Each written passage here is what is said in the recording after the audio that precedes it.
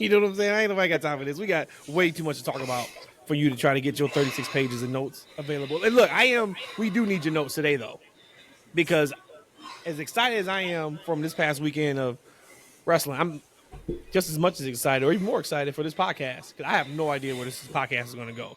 I got like one question and one topic, and then wherever we go is just where we go because it is impossible to talk about everything that we experienced and saw this past week. So, Rhodesia, your 38 pages of notes may actually come in handy for once. Miss Quality Control. It wasn't for the pod, though, my notes, but it was for other life matters. We are screwed then, pal. Episode 208. We getting right to it then. Episode 208 of the TFW podcast. That's freaking wrestling. We got a special guest in the house today. Typically, you guys know we are 3 the hard way. We are the Fab Four today. Brandon is back in the building on the show, rocking out, going to give us live, in-person experiences from Saturday night's main event. He went to the show, so I'm excited for that. But before we get to that, of course, you guys know who I am. Favorite talker out in these wrestling streets, Matt, joined by Eshaun, joined by Rhodesia. Ladies, or lady and gentlemen, let's get right to it. Let's get right to it. Sent this out to you guys. And like I said, wherever we go, we just go. That's the only way really to do this show. If we actually try to talk about everything like legit, that's worth our time, this show would minimally be 3 hours. If we legit talked about everything that was worth our time. We just can't do that. So we're going to go where we go. We may hit on something that you guys, and shout out to everybody who's listening and support. Y'all know we love y'all. Y'all may hear this show and be like, y'all only spent 5 seconds talking about that. Or y'all may say, damn, y'all spent 36 minutes talking about that. Or y'all may say, y'all ain't talking about that at all. Apologies. It's that much. So wherever y'all are passionate about, that's where we're going to go. We had an incredible weekend of professional wrestling. We talked about it last week on the show and said that whatever you are into, enjoy the weekend. Hopefully you have a good time with it. I know we had a great time. We actually were in Detroit for Saturday and Sunday for the most part. Shout out to cousin Bobby for his birthday. He getting old as hell now. 56 years old, boy. You up there. You are up there, my good man. But we were over there, watched All In together, which that was the first time he's ever watched AEW. He did say A&E a couple times. I was like, we're not watching A&E, watching AEW. But it's cool, right? It's cool. It's kind of like Candice Michelle. So we watched All In. We watched Saturday night's main event, which Goldberg is his doppelganger. Looks like Goldberg, talks like Goldberg, which is funny as hell to me. But shout out to Bobby, man. Happy birthday. Yeah, he looks like that sit-down interview. I sent him a text during. I was like, dude, that's you. You're on TV right now. He said he doesn't see it. I feel like you got to do a spoof interview. I do. That would be fantastic. So shout out to him. He did punk out on the main event, though. He sat there and watched the entire 72-hour All-In pay-per-view until they got to the main event. Then he saw a little bit of blood, and he ran the hell out. You should have saw him ran the hell out of the way. Yeah, he didn't come back until it was Goldberg and on NBC. But a lot to hit. So I'm just throw it out there. And Brandon, let's start with you. Because you were live in the building. I'm going to just assume, because we haven't talked, that my question is going to be answered from your live experience. If not, once again, we take it wherever we want to take it to. My question is just, what was your highest high from this past weekend? If you got to cheat and give me two, cheat and give me two. Because I actually kind of have two myself. But and then we'll just roll with wherever we at. So, Brandon, everything you saw, you were a part of. I know you took the fam to Saturday night's main event, which is fantastic, awesome. Had floor seats. What was your highest high from this weekend? Highest high by far. And I don't think I mentioned to you guys. Well, you guys know what happened, but I didn't proclaim that as my high. But my high is we had floor seats, and E has talked about this a lot, how floor seats are tough for short people. Everybody standing up. Your eyesight is not the greatest sitting on the floor. So we had Cam, our little guy. He's 4'6". He's 8 years old. So Cam was in my shoulder, standing up in the chair the whole night. And just before the main event started, Usher was trying to get my attention. So the guy next to me tapped my shoulder, and Usher was kind of wait. I thought he was doing like this, but apparently he was going like this. So I told Cam, I was like, sit down. I think it's a issue with you standing on the chair. Maybe somebody's complaining. So he sat down, and then they got my attention again. He was like, no, bring him to me. So we took him over there. He's like, don't worry about it. I got him. I'm taking him to the front. So him and this other kid sat ringside. So standing up wasn't an issue or anything like that. They took him down ringside. So for the main event, they saw the whole match ringside. It was dope. He had a good time. Wow. He was nervous because I could see him looking over. I don't know if he could see us, but he was a little nervous because he's typically not on his own, especially in such a large crowd. But when he came back, he had the biggest smile on his face.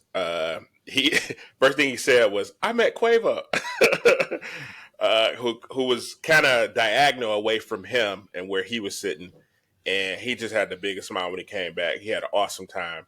I sought out the usher to shake his hand and just say, "Thank you, I appreciate you." He's like, "Not an issue. I have grandsons. I know what it's like." So that by far was the moment for me. That's incredible, man. Like, yeah, wow. It was super dope. Like, think about that. Like, I didn't know it went down like that. But you talk about making lifelong memories, dude. That's pretty fantastic. Nah, it was pretty dope. The floor seats was great. It was a really good experience. I think I would do like lower level again, just off the floor. That's kind of typically what we've done, that 100 level. I think that's much better for us right now anyway, given that Cam's so little. But it was great. O'Shea Jackson Jr., 6 or 7 rows in front of us. Maybe it's like 7 or 8 because I think we were in like the 8th row or something like that. We could see 2 Chainz. Diamond Dallas Page walked out right kind of next to us just before they put him on camera. So that was pretty much the moment for me was Cam and kind of that floor seat experience. The second thing, surprisingly, and I don't know much about Goldberg outside of his in-ring persona or on TV persona, but they cut a pretty good speech, in my opinion. He was pretty solid in kind of saying, just respect people, love people. I don't care if you're black, green, yellow, blah, blah, blah, that whole spiel. I thought that was dope. And like I said, not to insert politics into any of this, but like just given the political climate we in and for him to kind of go out his way just to say, love everybody, that type of deal, and not be divisive or make it all about him. I thought that was pretty awesome. So that's good stuff, man. So really when did you decide to go to Saturday Night's Main Event? Where you knew like, all right, we're gonna head out there? What did I text y'all? Monday or Tuesday of last week? I text y'all and was like, they got floor seats for $93. Let's go. It was Tuesday because y'all was recording, I believe. And I was like, if I'm making too much noise, tell me to shut the fuck up. And Matt replied, shut the fuck up. I'm trying to concentrate, pal. So I ended up pulling the trigger.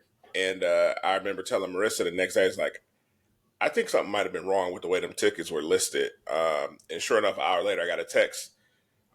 They said, give us a call. Something wrong with your tickets. Whoever was selling those tickets listed them incorrectly. But Game Time, which is the company that I went through, they rectified it. They kept us on the floor, comparable seats. We was, in fact, maybe a row ahead of what the tickets that we purchased, just on the opposite. Like, so it was like 4, it was 5, 4, and 3. We originally was in 4, moved over to 3. So we were good. No issues there. And Cam sat in 1. That worked out perfect. Exactly. So no, it was dope. So yeah, I knew on that Tuesday night we were going, because we have been monitoring tickets, and in our group chat we talked about it a little bit. Like, no, they're gonna come down, or they are coming down. And so Tuesday night I pulled the trigger. And when Marissa asked me if I had checked the tickets, I hadn't checked in a few days. And when I saw those 4 seats, I was like, oh, I'm definitely getting these. And boom. So for you, that you really weren't, I mean, I don't know, we weren't that high on Saturday Night's Main Event outside of if you want to see Goldberg's last match, which he deserved it. And we'll get in a little bit about that because Goldberg said give him 2 weeks. He letting all this shit air out. I cannot wait to see what he's got planned for 2 weeks and what he says. But Indeed. were you really excited about the show itself, or No. just like going? You were excited. Just going and making a experience for Cam. I think internally in our group chat, we talked about not being high. I mean, I had the same sentiments as you guys did in previewing it last week on the pod. I mean, it wasn't like a great card. That United States title match kind of came out of nowhere, it seemed like, which we got a little bit of good stuff out of that. But yeah, I mean, Goldberg is fine. I mean, I liked him during his peak, during that undefeated streak, but him going out to Gunther, I mean, there was no chance he was going to win. I mean, you could probably have made an argument that Seth would have cashed in on that night, but no, it was nothing there for me. It wasn't super cool. The surprise was Bianca coming out. That was probably the biggest surprise, and I got a thing about that too. But yeah, I wasn't super high, but it was just an opportunity for the experience for Cam. It's a big event or semi-big event, nationally televised. So it was more about the experience than any of the content on that card. So then, last question before I throw it to E. Now that you went and while you were there, did it super exceed your expectation? Didn't super exceed my expectation, but what I got, I know this sounds like an oxymoron. I got more out of it than I bargained for. I obviously got more than I bargained for in the price. Makes sense. No, it doesn't sound like oxymoron at all. But like being able to kind of see O'Shea and some of the other celebrities that we saw, and like I'm not a can I take a picture with you kind of guy, but like just to kind of see people and say what up to them and stuff like that. Like when Marissa was getting drinks or something like that, and 2 Chainz and I think his daughter or a kid that was with him walked right by her, and she said he spoke and he was super nice and stuff like that. So the fringe benefits of it all was like cool. Like that experience for Cam, he'll remember that forever. So that was worth it in price alone. Yeah, there you go. Price. You know what I'm saying? As parents, that's kind of what we do. So yeah. E, you think you spent the last 20 minutes of our show just saying I don't care for all the wrestling of last week. Yeah, what was I know you had me locked in on something. What was your highest high? I actually enjoyed the entire weekend. I watched majority of the wrestling. I kind of locked myself in to my daddy cave, and I think I took a hot nap, woke up at 4 and hot right into wrestling, and it was a good time. Yeah, Brandon. Real quick though, man. Like them floor seats, they nice. The price is nice, man. But when you 5'9", they fine. You know, like it ain't it when you're trying to see. You know what I'm saying? Like so. But hey, were you able to get the chairs? No. So the chairs were the first 2 rows. We were in probably like 7 or 8. But the chairs were nice though. And O'Shea, I don't know how he had 2 on his way out. So okay. But no, the chairs were nice, but they were in like the first 2 rows. Because I want to say the last time I went to I think it was a show in Atlanta. I can't remember what show it was. I still got the chair.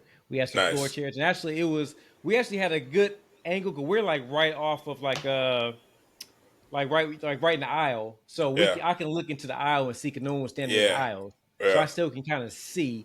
We was able to get those chairs, so I meant to ask you about that. But as far as overall night, probably Naomi. I thought Evolution was a really good pay-per-view.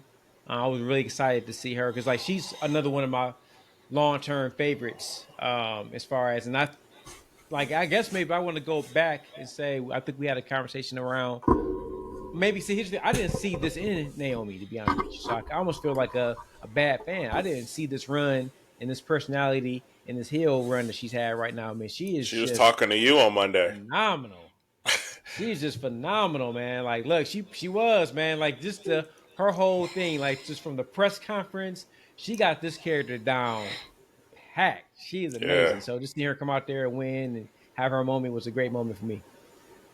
That's awesome. I'm glad you locked in and you watched and enjoyed the weekend. Rhodesia, what about you? Your highest high? I think we did a travesty here and not started the show talking about our new women's champion in Naomi. I know we got to it right there with E, but holy shit, how amazing was that surprise for us? She's talking to you, Brandon. Just on so you top know. of Indeed. She's talking but to you. But Matt, you even started the show too. First. But Matt, you started the show too. So I started the show going right into it. Fuck my family experience. Right, exactly. Fuck your family. Fuck ringside. Damn, what is that about? Out for 2 minutes. Indeed. I mean, I know we gotta have a deal, I guess. Somehow, some way. Universe was like, no, Brandon. No, Brandon, start with the women's, the main event. Indeed. First off, and it's nothing to take away from what we saw with Io, with Rhea. We got that last match to the end of that show on Evolution was incredible. I'm hearing people, we'll talk about JR saying hyperbole later, but what we got out of that being like a match of the year candidate between the two of them, we're talking about right now, Io and Rhea, and then that finish that we got, that was, again, we on this show knew that Evolution had something very, very special. We didn't think it was going to be this special, but we knew it was going to be something special. It was WWE just didn't build them up to what they needed to be. And that's what was our biggest gripe was. But that was my highest of high on Sunday. And I have a cheat. My second highest of high was that main event we got at All In. That was probably my most favorite match that I didn't really watch. And I only turned my head when certain brutal things happen. I watched that match from beginning to end, but as soon as you saw something brutal coming in, I'm turning because I don't like those images in my head, like real stuff. And they started off hot. And we can talk about that later. But those was my highest of the weekend. All right. If I could add one regret, it's not going to Evolution. Like, Evolution was dope, and I don't know if I could have stomached the traffic because it was Evolution and Beyonce traffic simultaneously, and I don't know if I could have fought that. But yeah, I would have liked to have seen a live cash in. That was dope. So that was the question thing. Like Brandon kept asking, like, "Man, E, are you going?" I'm like, "Bro, I just don't want to drive downtown. I live an hour and something away. About an hour away from like the State Farm Arena, and probably even more with that traffic, parking, getting down there. I'm like, I'm just not it for me. However, I did kind of want to go because this was Brandon. This was like the best time to see a PLE in WWE in Atlanta. Like because of Beyonce and because there was so much going on in Atlanta, and it allowed those tickets to drop in price. So actually, probably the price of where they should be, right? The price they were a couple years ago. Exactly.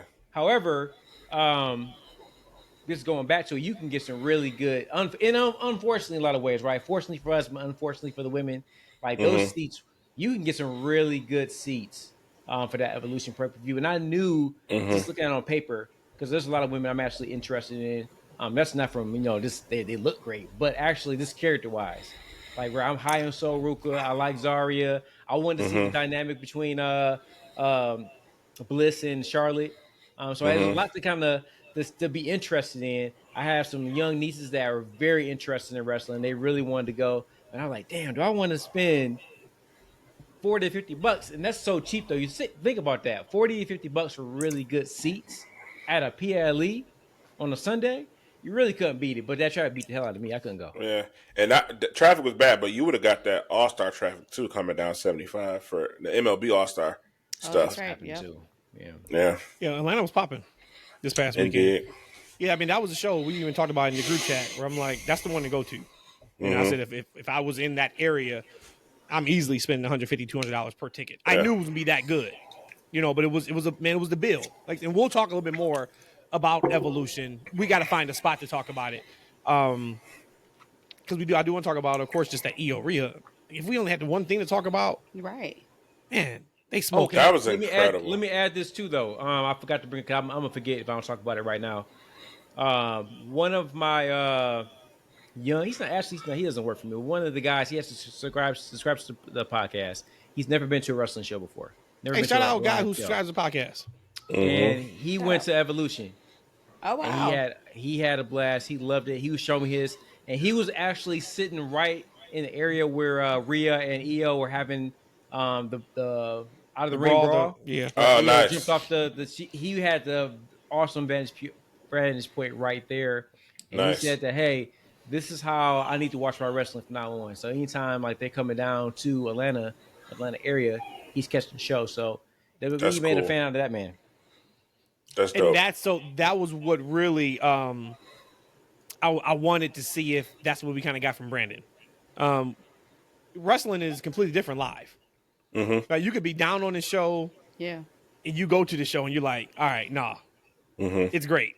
You know, ain't too many times where outside of maybe some maybe like some WrestleManias where you're like, oof, that was kind of a drag to get through. Like the main things hit, but like we sit here for a long time and it ain't really much going on back when they were 8-hour shows. But it's not often where you go live to a wrestling show and you're not happy with going to the show. Oh so, yeah, no, it was a good time. That's fantastic. I have two. One was like an emotional moment, I guess. Like it opened my eyes. So Rhodesia and I went to Detroit. Matt stayed back because chicken cooker who don't cook chicken wanted to go to work, but then he calls off because he didn't feel good. That's a whole nother story. So you know what that was. Yeah. We come back, shit hanging off the walls. Matt, what happened? I don't know what happened. It fell off when I was listening to music. Okay, sure, Matt. He was going ham in that one. Exactly. He had the boombox right by it. So we were texting on Saturday throughout All In, and he was locked in, to the show, which was awesome to see. Because the same thing, he hasn't really been watching AEW much either. He is now. And everybody has to remember, and some people who are new to the pod, we were massive AEW fans, like more than what we were WWE fans when AEW first started. Like that is where our fandom for AEW comes from. We talked about the story before. The three of us went to the original All In before there even was an AEW. Rhodesia and I went out to Vegas for the first ever Double or Nothing, their first ever show as AEW. So we do this thing. So it was cool to kind of just see him get back in his element. But he sent a text right before Kenny Omega and Okada. And he sent me a text and said, "This is insane, dude." And right before that, Rhodesia showed her arm and she had goosebumps when Okada was coming out. And so I put that in the text message. And this was his response. And it really put things in perspective, just in general. He said, "Greatest rivalry, strictly match quality based off all time." Then he said this, like, man, who cares if this match sucks? They've done so much for us, so many classic, as long as they have fun, because this is definitely probably their last match. Complete perspective change. Complete perspective. Right? Because he's right. I'm the one that comes on here all the time and talks about, man, like your job is to fall down. Right? Your body is broken down. You're doing this for our entertainment. People have died in the ring. People have, been handicapped in the ring, things of that nature. We talked just last week on the show about Kenny's health issues. And I remember staying up and watching those Wrestle Kingdom shows with Kenny and Okada. I remember like being on vacation and I got to stop everything I'm doing, grab my iPad. So I got to watch Dominion to see how they followed up on Wrestle Kingdom, just those two in particular. So to see, somebody who's, 17 years old have that kind of perspective on, like whatever. If this match sucks, who cares? They've given their bodies and souls to us already. It is what it is. So that was, for me, I was like, wow, like that really puts things in perspective. So that was number one from like an emotional perspective. Just like my highest high for the weekend was AEW's version of WrestleMania 40 with that Avengers finish. And I was so happy sitting there. One, the match was tremendous with Hangman and Mox. But if you look at it from just a story perspective, I was so happy to see them wrap up everything to make sense.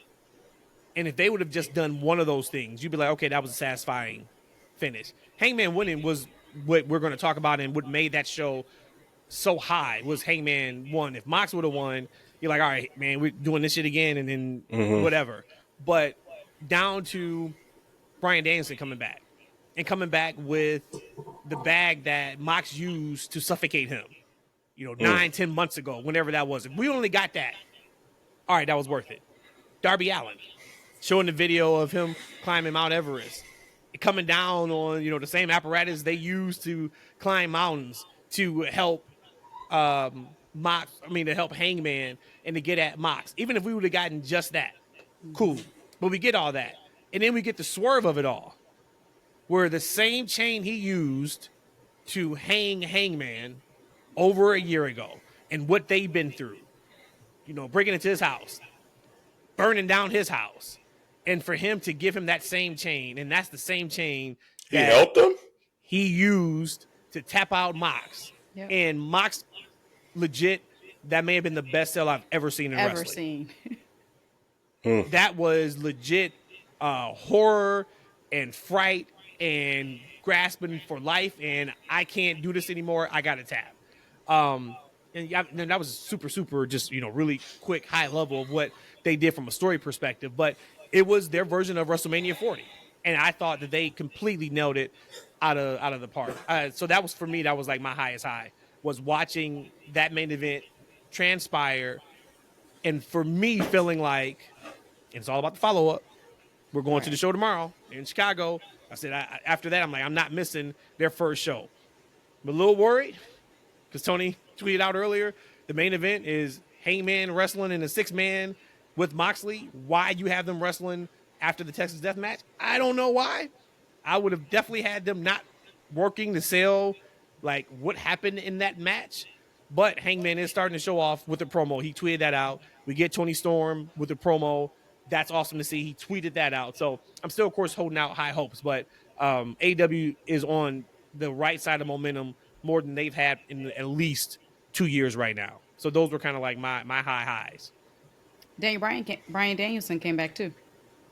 I know you were talking about. I don't remember hearing you say that. I know you talking about Darby coming back, about the bag and all that stuff. Mm-hmm.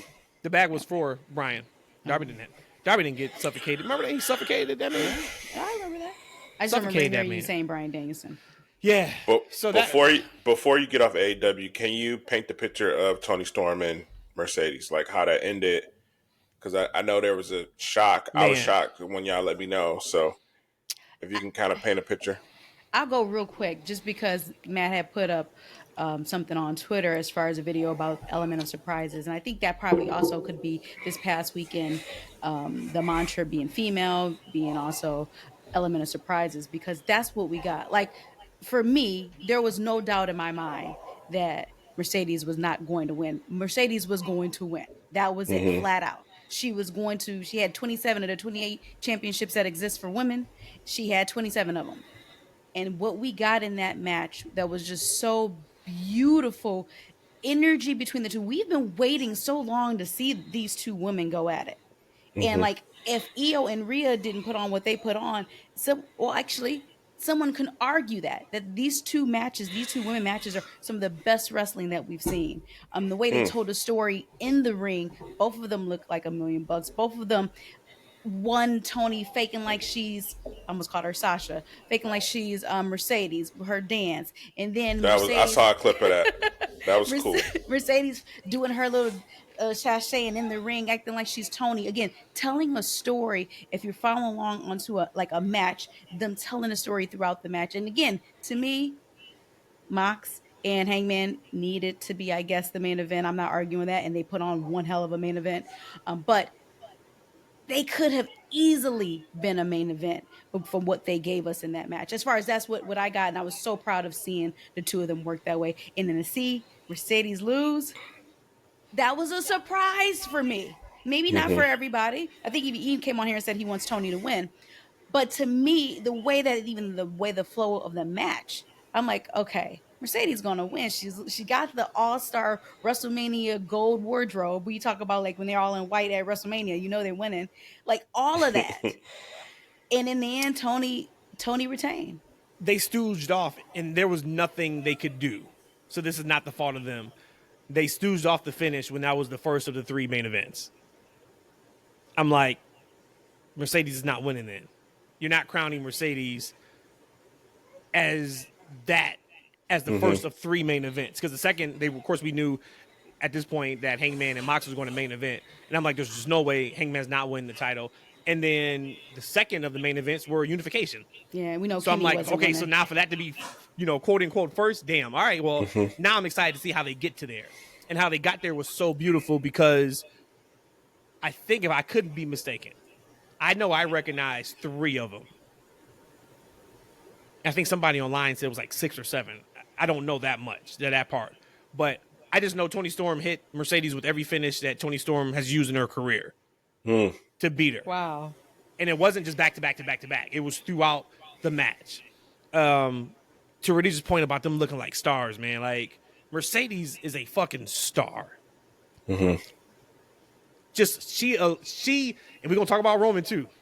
We're gonna talk about Roman because that man is a star. And actually, I'll play it later. She's a star. Like she commands the attention. She commands everything that she gets. Toni Storm owns this character maybe better than anybody who's really owning a character that we've seen in wrestling in quite some time. So it was beautiful to see. And then the match that they worked, we no longer watch diva matches. We no longer put women's matches in a box. But they worked a match that could have easily been flipped outside of Toni kissing Sasha or Mercedes before she hit their finish. Eating her junk, right? Yeah. Oh, yeah, for sure. That was good. Oh, you saw that, right, Brandon? A bunch of times. It was, you could have seen two men work that same style and you wouldn't bat an eye. Speaking of that, did you see Big E's comments? Oh, yeah. I watched it. Yeah. That was after the show. Yep. Yeah. And he talked about how women were encouraged to not punch like men and all that other stuff. No, not encouraged. It was banned. Wow. So I didn't see that. What I just saw was after Evolution where he just put over the women and but I think it was in that rant. But yeah, no, he spoke very highly of kind of where they were to where women's wrestling is now. Yeah, that was kind of dope. The way you see women's wrestling now, when you see a working punch in a match, that was a hair pull back in the day. Oh wow, that was what they did. It was hair pulling. It was throwing them by their hair, bra and panties. Kicks. That's water on them. You know, that's what it was. So I remember Attitude Era kind of first iteration of Diva a little bit, but like where they are now or legit evolution of women's wrestling, I missed all that during my hiatus, and my God, it's come a really long way. And that's why I was so irritated with. Now let's talk about it. Let's talk about Evolution. That's why I was so frustrated and irritated. I came on here every week. Because you got to hold both companies. You got to hold WWE's feet to the fire on this. Job well done over the entire weekend. You know, Saturday night's main event did what it needed to do. Evolution surpassed anything that it needed to do. But that build was so lackluster. The build was so shitty. They didn't put the time. They didn't put the energy in. They didn't put the effort in to building this show to what it needed to be and what it could have been. And then for those girls to go out there and say, I don't give a damn how many people were in the crowd. I don't give a damn that we got no build. We're going to show up and show out. And to me, that show was the best PLE WWE has put on in a very long time. And that is not hyperbole. Because from top to bottom, there was no misses. Everything landed. Even the stuff that we came on here last week and we didn't even break down these shows because it was been too much. But we went to the, are you excited? Are you not excited? What are you into? And a lot of this stuff we were like, man, I know it's going to be good. I said that. The show's going to be great. They did nothing to get me excited. And that's what I need is to be emotionally invested. But when we sat down in front of our TV and we watched what they presented to us on Sunday, they were doing some special stuff. And I knew it was special when the show flew by for one. And I had nothing to critique for the most part. I mean, I can. Brianna, B-Fab, sweetheart, baby girl, work on them punches. I know it ain't about you. You were background. If anybody saw, they know what I'm talking about. You cannot go out there and do that on a national, universal platform. Be a little tighter on them punches and kicks, and when you're not right there front and center. But or me and it was him amazing. Was laughing at one point. Can we say one thing positive about B-Fab though? Yes. That long back attack of hers. Oh, she showed her how to do it, right? I think so. She showed her how to do it. It's not really a long back. She got some back there. Yeah. Indeed. But man, no, Rhea and Io, guys, like killed it. And everybody who talked about and they tried to make an agenda on the IC match should have main evented. And yes, from a storyline perspective, it had the best storyline going in. It did. Right, week after week. But when they showed that video package last week on Raw, and I'm like, no, Io and Rhea have to main event. One, because they're the best workers in the company right now. I'm at a point where Rhea and E are two of the best workers, period, in wrestling. Male, female, it doesn't matter. And they went out there and showed that. That was the longest, if I'm not mistaken, singles match, women's match, I think, in WWE history, with how long they went. And yeah, they took 3 minutes or whatever it was outside the ring. That added to some time for sure, but none of that matters when you can say you main evented the second Evolution. We went longer than anybody else. We put on that amazing match, and the finish was a cash-in. And yes, we are talking about the cash-in because Naomi deserves all the flowers. Best work she's doing of her entire career. That promo on Monday was perfect. It was absolutely. She's been smoking this. We've been talking about that. But typically, whenever you get a cash-in, that's the conversation. And right now, the conversation is we got a cash-in. And, that match before the cash-in was match of the year style candidate. Yeah. That's big shit, man. That's huge. Shout out to those ladies. Trish and Tiffany. I got no it. bill. I got it here. No bill. Hey, I picked you. Okay, this ain't Attitude Era no more. That was a bill. And they went out there and put together a match that rivals and probably was better than any of the Trish-Becky matches. And that's not an indictment on Becky because we see the work that she's doing, that she's always done. Some people, it just doesn't work at times. But think about that perspective of it. And Tiffany's back to working heel, and now she's going to get to a point where she's going to be much more interesting than what she was before. She's not a babyface. But she's got to be a heel. She's got to be a heel going into this match with Jade. Yep, Jade. We had two borderline heels going against each other. Jade ain't no heel. Don't do that. She is a heel. She's a heel to you. You just don't like her. She's a babyface in the hearts and minds of all the WWE fan base, as Michael Cole would say. My God, no, I was so impressed with that match. And I don't know if it's just something with Trish. And again, sometimes, like you said, Matt, there is just certain chemistry that you have with certain people. And sometimes how height, weight, all of that stuff, plays a factor to that. But how this is the emotional part for me here. How awesome. I think that was her kid. She was talking to some kid before she got in the ring. I'm assuming I'm going to roll with that's her kid. To be able to do that. Seeing some pictures on the internet of their kids with them at their event, their said pay-per-view PLE this weekend. That kind of stuff is so cool because, yes, now I'm about to make it a gender thing, but a lot of times the women, when it comes to a physical work, they have to stop working. And then in this case here, a lot of these women are actually mothers of young children. Some older, but they're mothers. And and they're proud of it. It's almost like bravo to you as it should be, or brava to them, because it should be that they're working so damn hard. I just got to be careful on how I give them props because I don't want you to think just because you're a woman, you can't do both, because you absolutely can. But what I am saying is I'm giving you a round of applause because you are doing that too, in addition to being a mother. But being able to go in the ring when they said the last time Trish had a match for a solo title was almost 20 years ago. Really? Maybe 25 years ago. Think about that. 20 years ago since your last attempt of a championship, a solo singles championship. You done lived a whole life at that point. You done had kids, generations, marriages, divorces, deaths, and all. You done did at least almost 3 full life event cycles. You're telling me that you still went in there and put on a match like that with somebody who I still call pretty green and Tiffy. That to me was actually pretty incredible. And I got to give her mad props for that, because that 20 years later, I wish I could do some physical things I do now 20 years later. You put it in perspective during Raw, Rhodesia, where you made a comment about Nikki, and you were like, think about Nikki, where she had to, retire, stop working for so long because of neck injuries. And she's back once again falling. Yep. Right. I love this so much.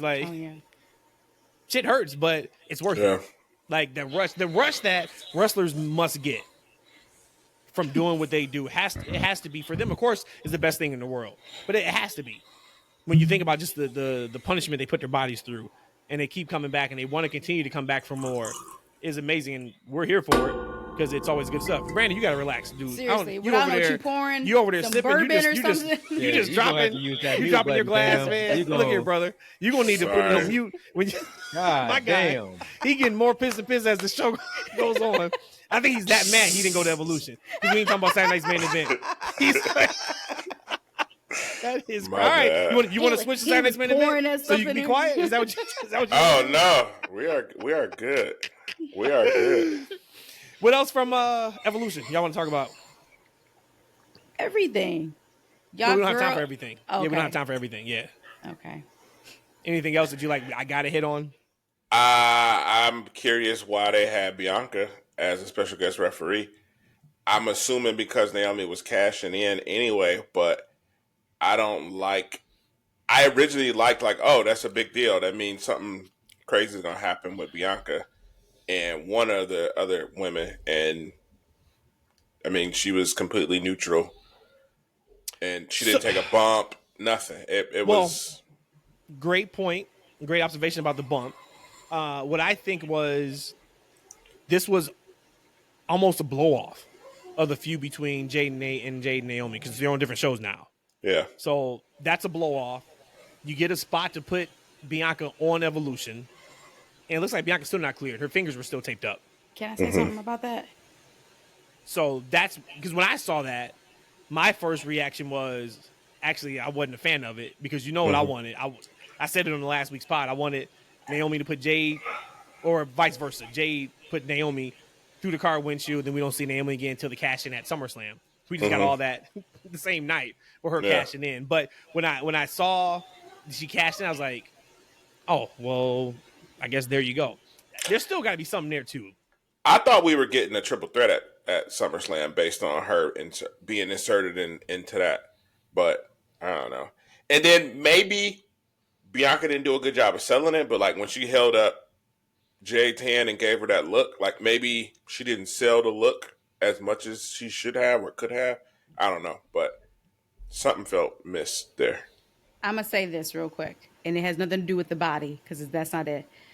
Bianca looks pregnant to me. Don't put that on her. But she might want to be pregnant. But when I saw her and her face looked fuller. It's something with, I got some vibes off. My woman's intuition went off on her. And then, again, she didn't take bumps. Could be because of the hand, too. But I just got a feeling of there was something there. Don't put that on her. Rumors. Yeah, don't put that on her. There you go. Yeah, I don't like that. She looked incredible, as she always does. That woman. Yeah. Man. Saturday night and Sunday. She looked great. So Naomi cashed in, and I'm so happy for her. Everybody's happy for her. Yeah, yep. Absolutely deserves it. Of course, anybody said they saw that coming, they're full of shit. They're lying. No way, no more. You saw that coming, which made it even better. But it was funny because to the second, I wish Matt was on the pod. I did say something like, all right, well, it's something's about, when you watch wrestling long enough, you can tell when there's a pause, when there's when things are crescendoing and nothing's happened yet. Same thing happened with Roman on Monday. We'll get to that too. Of course, we got to talk about Roman coming back. As soon as, right before that music hit, I said, damn, they pulled the trigger. You can just see where it's going because they're not about to, stop the show right now yet at this point. There's nobody else who should come in or interfere in this that leaves Roman. It's yo, all right. But to see Naomi, get that cash in, get that reaction from the crowd, come out on Monday, cut that promo. I've said it numerous times, but just the work that she's doing, man. To look and see how far she's come from how she was booked. And there was nothing ever wrong with how she was booked, right? She was always on TV, consistent character, somebody that at house shows, let's put Naomi right at the match after intermission. Guaranteed to get a huge reaction, getting a big pop, in a big position. She was that person. Feel the glow. That was her. But just to see where she's at now is, I want this run just to last as long as possible. I do wonder how long, and this is not the time for this conversation, I do wonder how long the legs are for her holding the title, right? Her character is more of that chaser, crazy, demented. It's gonna be interesting to see what type of positions they put her in as a title holder. I'm going to assume once again they moved her over to Raw. They must have plans for her. Not saying that she's going to hold the belt until WrestleMania or anything like that, but I'm going to assume that the plans are for her to be in high profile, high level storylines for the foreseeable future. But just shout out to Naomi, man. She's hard work pays off. Fantastic person, and she deserves everything she's getting. Well, I hope her run is much longer than fucking Jey Uso's, because that motherfucker. Yeah.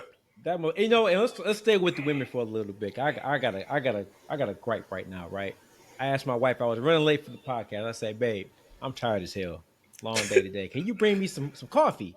He said, let's stay on the women. He about to shit on his wife. Yeah. I said, babe, bring me some coffee. Thank you so much. Bring me some coffee. We 30 minutes to the podcast, no coffee. So I'm like, babe, you bring me the coffee? Oh yeah, I got you. It's coming right now. She bring me the coffee. I go to sip. I'm like, oh, I'll give y'all a thumbs up. Like, oh, I got my shit. I'm good. This is like the coldest. This is like a latte or something. Like, this is like the coldest coffee I've ever had in my life. So this has been sitting there for at least about a whole hour. Did you tell her thank you at least? I said thank you when I got it. Okay. Yeah, I got to thank you. No, I guess the question should be milk. You should have took the thank you back. No. Because ain't no point. You take the thank you back. You get the thank you when it's done correctly and properly. He said, I ordered a damn iced frappuccino. Don't do that, man. When DoorDash, don't go mess up your order, when they mess up your order, you don't be like, oh, thank you, 5 stars. No, you hit them with that 1 star. Because we're you didn't do the order right. DoorDash. She's definitely going to get a Brit Baker's 2-star on this motherfucker. She's definitely going to get a Brit.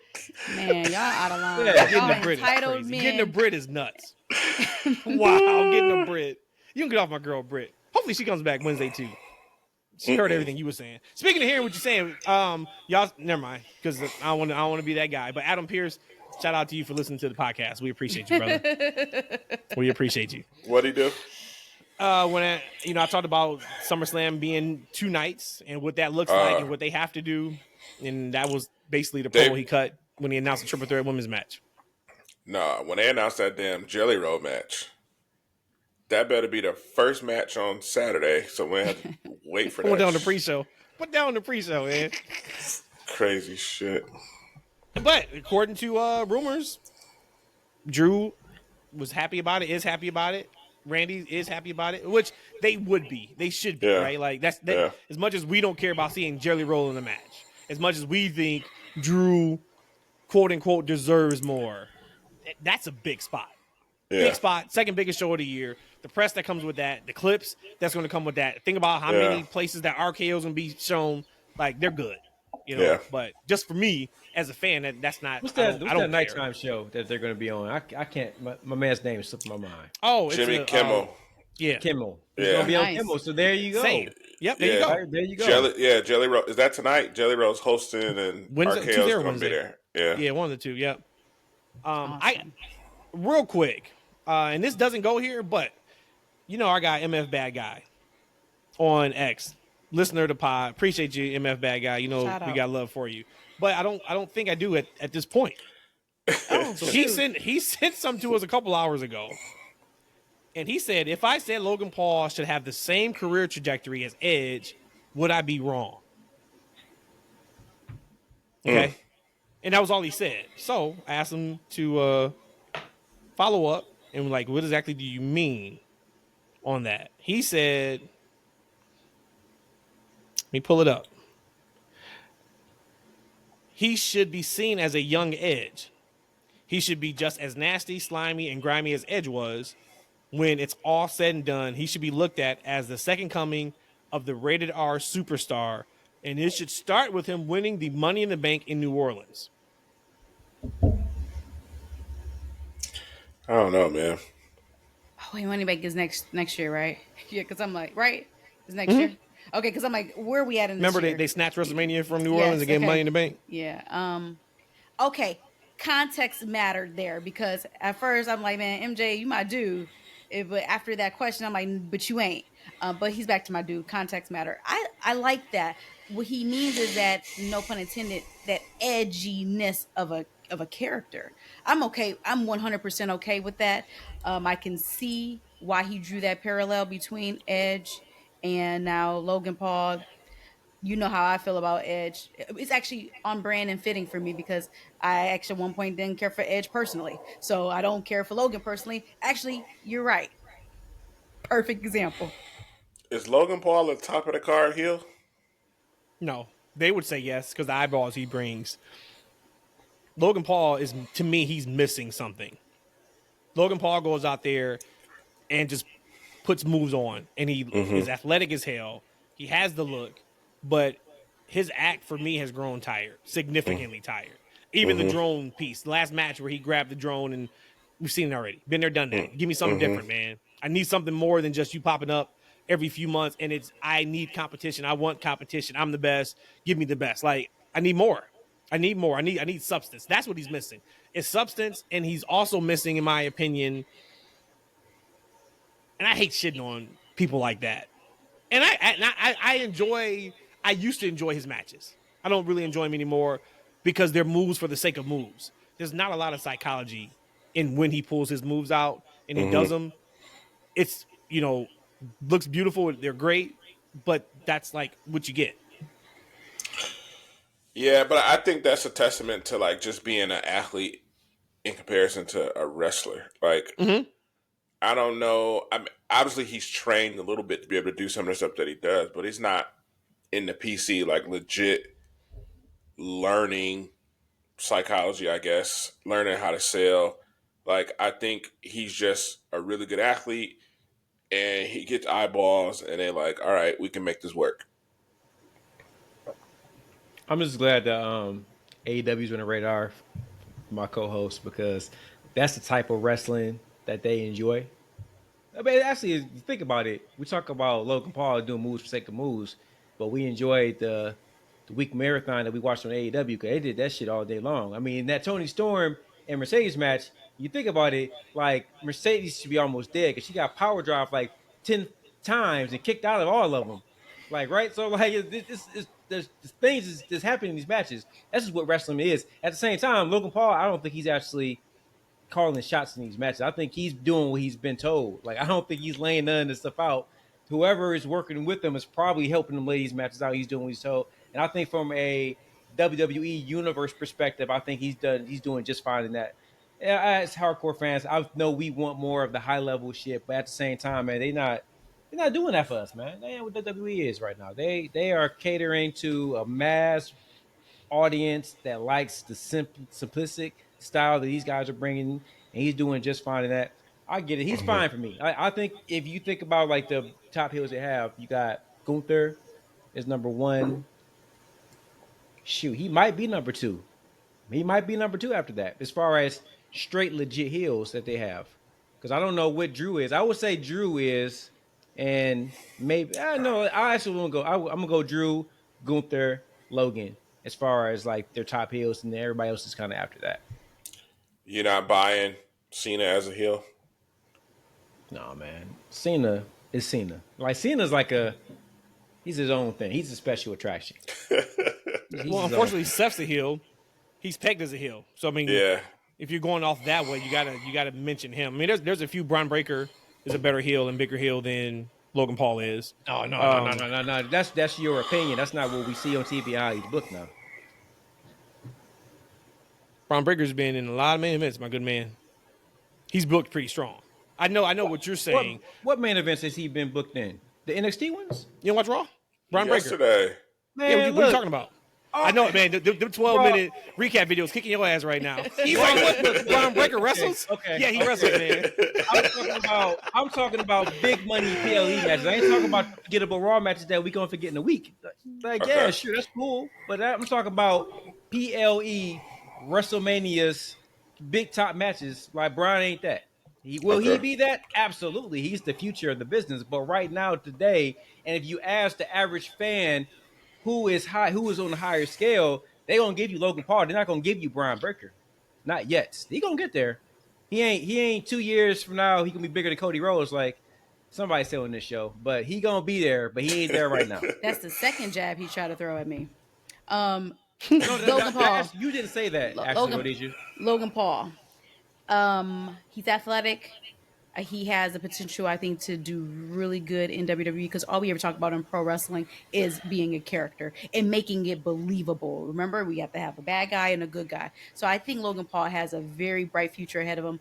What I think is missing, it could be just he's not there with them weekly.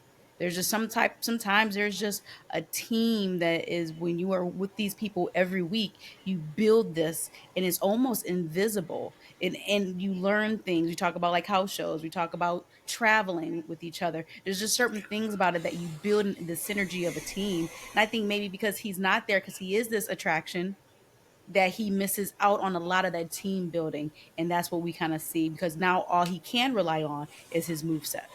I mean, to be honest, he has plateaued. This is his high. This is about as high as he's going to be. Like, right, this wrestler that he is, the character that he is, he's plateaued for sure. Like, right, it's only nothing but down for the man.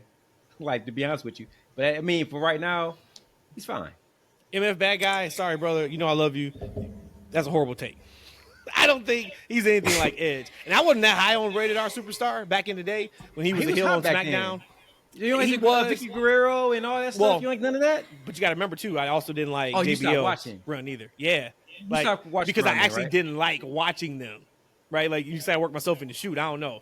Like really? JBL, I thought he was boring. Mm-hmm. Like your matches aren't good. Mm-hmm. Like I'm coming off of Attitude Era. You know, matches are what they are to get JBL where slow pace. You know, you're getting the cheap hill heat. Yeah. And you win all your matches by cheating. I'm like, okay, I'm good. Then we had the Rated R Superstar, but he's back. He returned to All In, which was, I guess, it was good to see him. He said he's got like one last run, and then that's probably it for him. But no, do not put the Money in the Bank on Logan Paul. No, he is not the next Edge. And no, next time I want to see Logan Paul is against like Bad Bunny. Where's Bad Bunny? Bad Bunny, come save us, please. It's time, man. E, you brought up, we were just talking about Braun Breaker. I guess we got to talk Seth Rollins. The first question I got, and we'll go wherever you guys want to go. Is his injury a work or is it a shoot? I've changed my mind on this in the last 24 hours. Particularly, Raw has me feeling a strong way about what my answer is now. But what's your guys' thoughts? Is his injury fake or legit? If you, by chance you didn't see it, Saturday Night's Main Event. I know everybody's heard about it, but Saturday Night's Main Event. Because did they show a replay on Raw last night? I don't remember. I don't remember. Oh, they did. They showed it in the package at the beginning of the show. Mm-hmm. And shout out to Mimi too. I went really quick to her page. I was trying not to get spoilers, and so I didn't get spoiled. We watched it super late.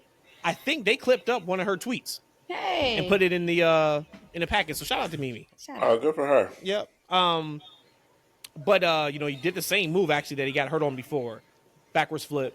Mm-hmm. And match got stopped. He looks shocked, scared, confused, a little bit of talk, conversation. Knight hits him with the BFT, 1, 2, 3, and that's it. And then we don't see Seth again on that show. And then we get to the main event of Goldberg and Gunther. So, what is your thoughts? Fake or real? I don't know. He said, I don't know, and I'm angry at the same time. Yep. Because I don't know. Angry. In the moment, I was like, ooh. And then I think I texted y'all. I was like, did y'all see what happened to Seth? And I was wondering, was it a work? And was it coming back out to cash in on Gunther? Obviously, that didn't happen. And then I started seeing stuff that I don't know if it's true or not, but the last 40 minutes of SmackDown Saturday Night Main Event was changed tremendously because of the injury. And then we don't get him at all, obviously, on Monday night. The rumors was he was walking around in crutches and a brace at Evolution in the back. So I don't know.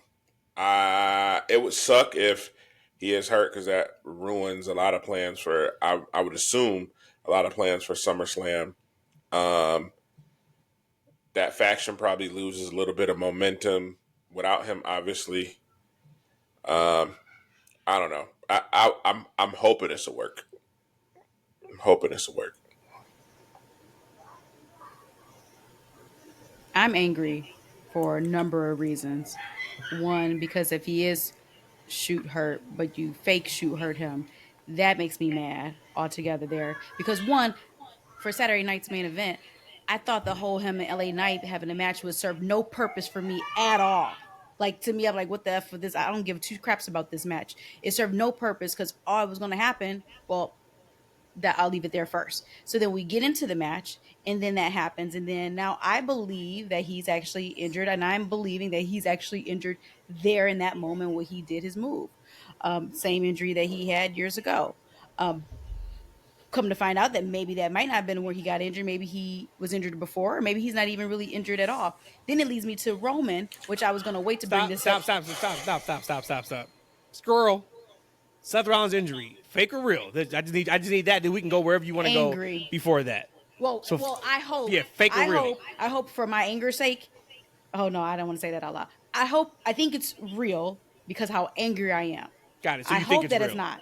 I think it's real. I think it's real. Got it. Why are you angry? Well, I got cut off. Yeah. So you have to wait for later in the show to hear why I'm so angry. We'll get to that. Okay.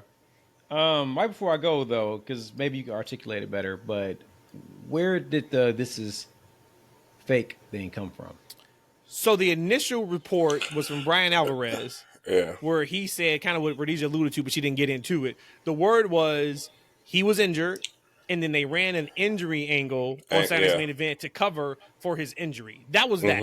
When I saw that, I said, okay, I don't believe that. Then there was another report from, I think, Inside the Ropes, where one of the guys said he was told 2 days before Saturday's main event that there's going to be something that's going to happen, and just keep your guard up on an injury angle.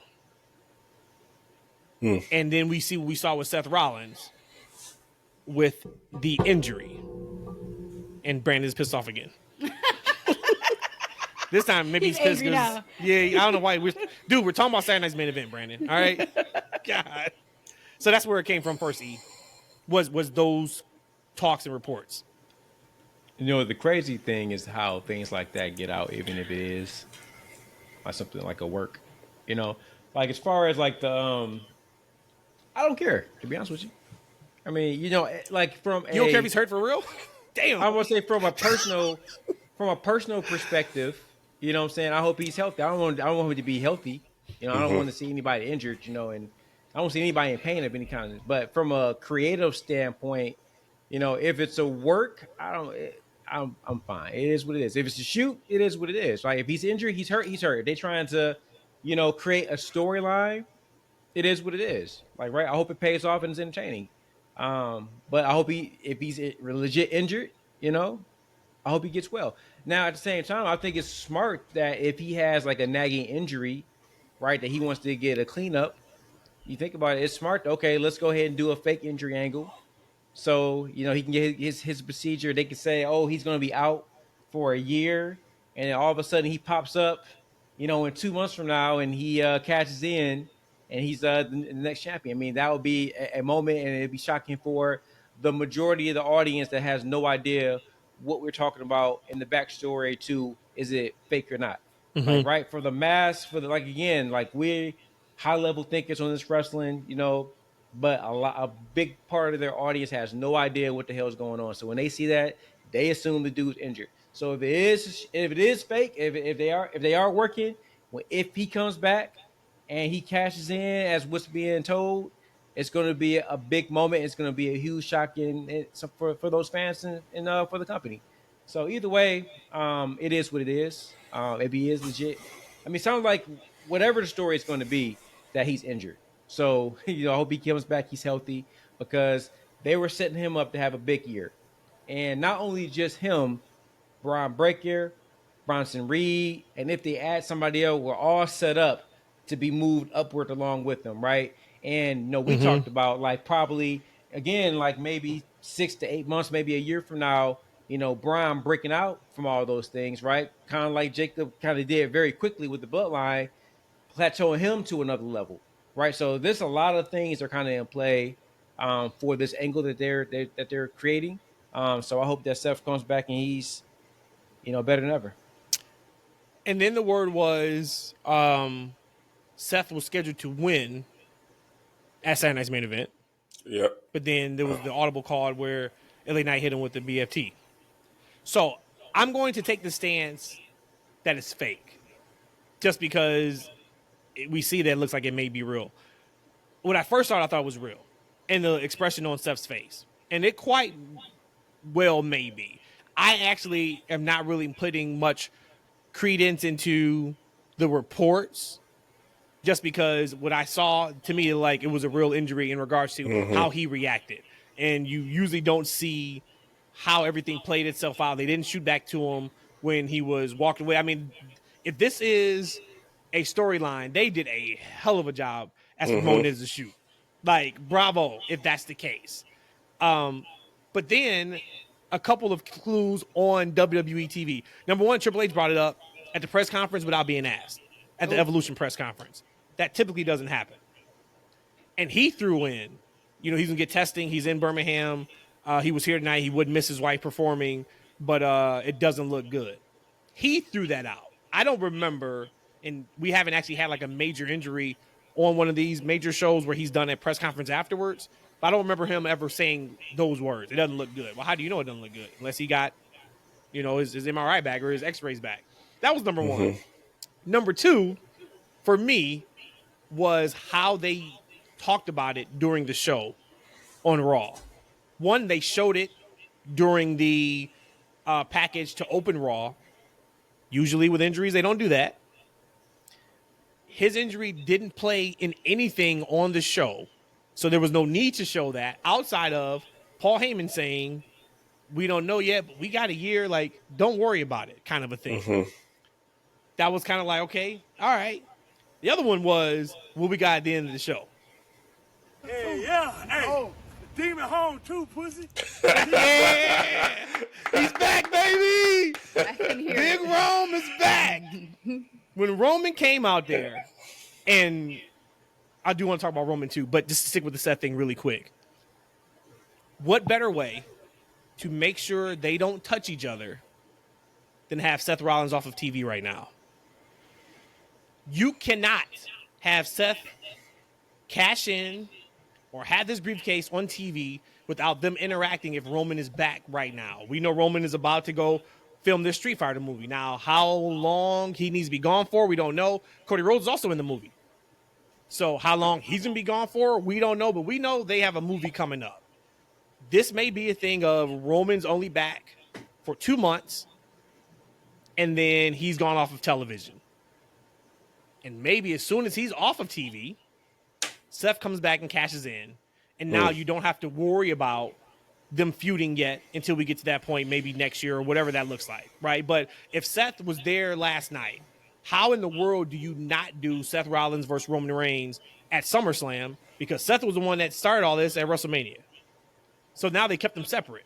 So when I saw that, I was like, okay, so then maybe it is a storyline. If it is, I'm cool with it. I'm completely fine with it if it is. But I went from really thinking this whole thing was a shoot because of how it was presented to now, if you look at how everything has kind of played itself out, that being a work would now make sense. And now we can go with a Roman Reigns versus Braun Breaker at SummerSlam, and it makes sense because Seth is not there. So we're able to get Braun a huge look, able to get Roman in a big match that elevates Braun more than any other singles match he's had so far, and you're not sacrificing anything else outside of we'll get to Seth and Roman later. That would be the only reason why I'm not angry, because of what you just said there. You're keeping them separate. But for starters, one, I've always come from the school of you can't call into work and say your grandma died. Like for me, you sitting up here saying that you're injured and you're not injured, that's just like a line you shouldn't cross. But back to the whole Roman and Seth thing, I get that 100%. I would like to only hope that this is the scenario based off of Roman only being available for this time, because I feel like that case right here that you just gave would be at the expense of what Seth was doing. And I just feel like for the last several years, Seth has been the MVP of WWE. And here's another time where he has some hell of momentum going and now I being Seth have to pull back because now Roman is here for the time. And again, it makes sense about them not touching. I get that. But again, you're doing that. You're breaking that up at the expense of a really great momentum of what the Empire was forecasting to do. Now, if you come back in 2.5 months and you have different music, and maybe the payoff would be worth it. But for me right now, I'm not as angry hearing that explanation. But I'm still like, to me, I don't like it. If he's not injured, I don't know why they did that. Just all the way around. But man, Rhodesia and promotion's been lying to their fans since this whole thing is built on, brother. This whole thing is built on. This is what we do, right? Like, we talked about I know, like Brandon, you listen, we talked about AEW. I'm like, man, they do too much of this work shoot all the time. Like, right? They fake things and bring up things that are true and untrue and whatever the case may be. This is something they've been doing this is what, like, for me, it's like, okay, this is part of what they do. This is a carny business. They're always trying to deceive the fans and put one up on us. Mm-hmm. Like, this won't be any different to me. I mean, I don't. And the other thing too, why it would make sense is, imagine if he didn't get injured. So here's the other part: CM Punk won that match. We talked about that a few weeks ago, where I said I felt like it was going to be Punk and Gunther, and then of course we knew it was going to be Cena and Cody.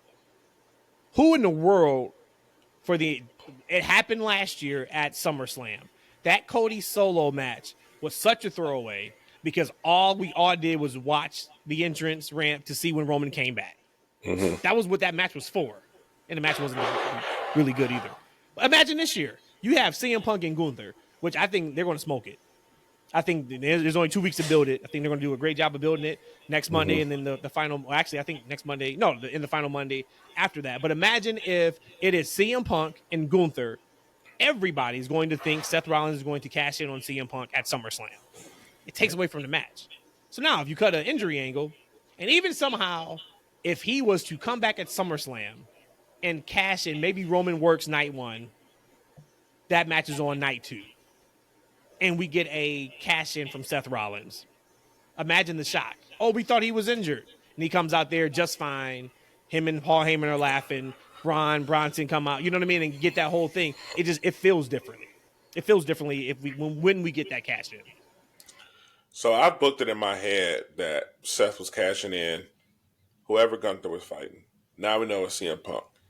Seth has told all of us it is my mission to make sure you don't succeed. Ever win a championship. Yeah. So my assumption is Seth was coming out to thwart that no matter what. But what I booked in my mind is Roman's coming back to stop that. Whether Seth tried to make it a triple threat or he tried to get a quick pin, in my mind, Roman was coming back to make sure Seth doesn't cash in as revenge for the night after WrestleMania. So let's talk about it. He's back. Daddy's home. He's back. Well, no, I'm right here. I've been here the whole time. Every week for damn near 3 years on this podcast. My guy, Roman Reigns, is back. The guy who can change the filling trajectory of the entire company just by showing up. His return. Big pop. And I tweeted it. And I said, we are going to have some fun conversations when he is all said and done in his career with where he is on the all-time list. It's a big aura, man. Unreal, man. Unreal. And he does the most with the doing simplest. Nothing. With the simplest, man. That's when you know you're him or her. When you ain't got to run down to the ring like Ultimate Warrior. You ain't got to have some type. Or strut like Penta. You don't like it is. You are going to watch and enjoy what I give you. And that is what it is. Thought the return was tremendous. Of course, I loved the Jay and him interaction. Him picking up Jay off the ground. Which there's a lot of symbolism in that. We still are waiting. We're probably not gonna get it. We still are waiting for that real legit apology, and we are on the same level. But him helping Jay up does that. right? Without having to maybe do a whole segment or a promo around it. He looked great, of course. Everything he did got a reaction as if like we haven't seen this man in 10 years. And the real cool thing about that reaction too was it wasn't leading up to his return that night. You know, sometimes like you get that reaction because like, oh, everybody knows what we're getting tonight. And we're just waiting. We're waiting all night. We're waiting all night. And we didn't get that. We didn't need it. It was abrupt and timely. Yep. I thought it was incredible. What do you guys think about Roman returning and now looking like, of course, he's back for some revenge? I mean, you said he looked great. I know there was a bunch of discourse about OTC1 on the internets, but I think it's fine.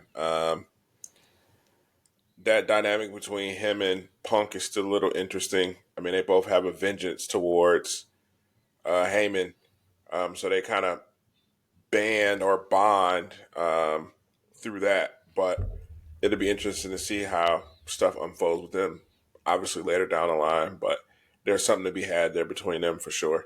But like you said, him helping up Jay was dope. I wish we would have kind of got the mic on him when he was talking to Heyman and them out toward while they was walking back. So I thought that was kind of cool. But yeah, he just, I don't know, man. He's peak, like everything that Vince McMahon envisioned as a superstar back in the day or whatever. He's that. He's the epitome of that. He's the epitome of that in terms of like being a star, whether he's a heel or babyface. He's a legit star. He carries a crazy aura about himself. I don't know. He's just dope.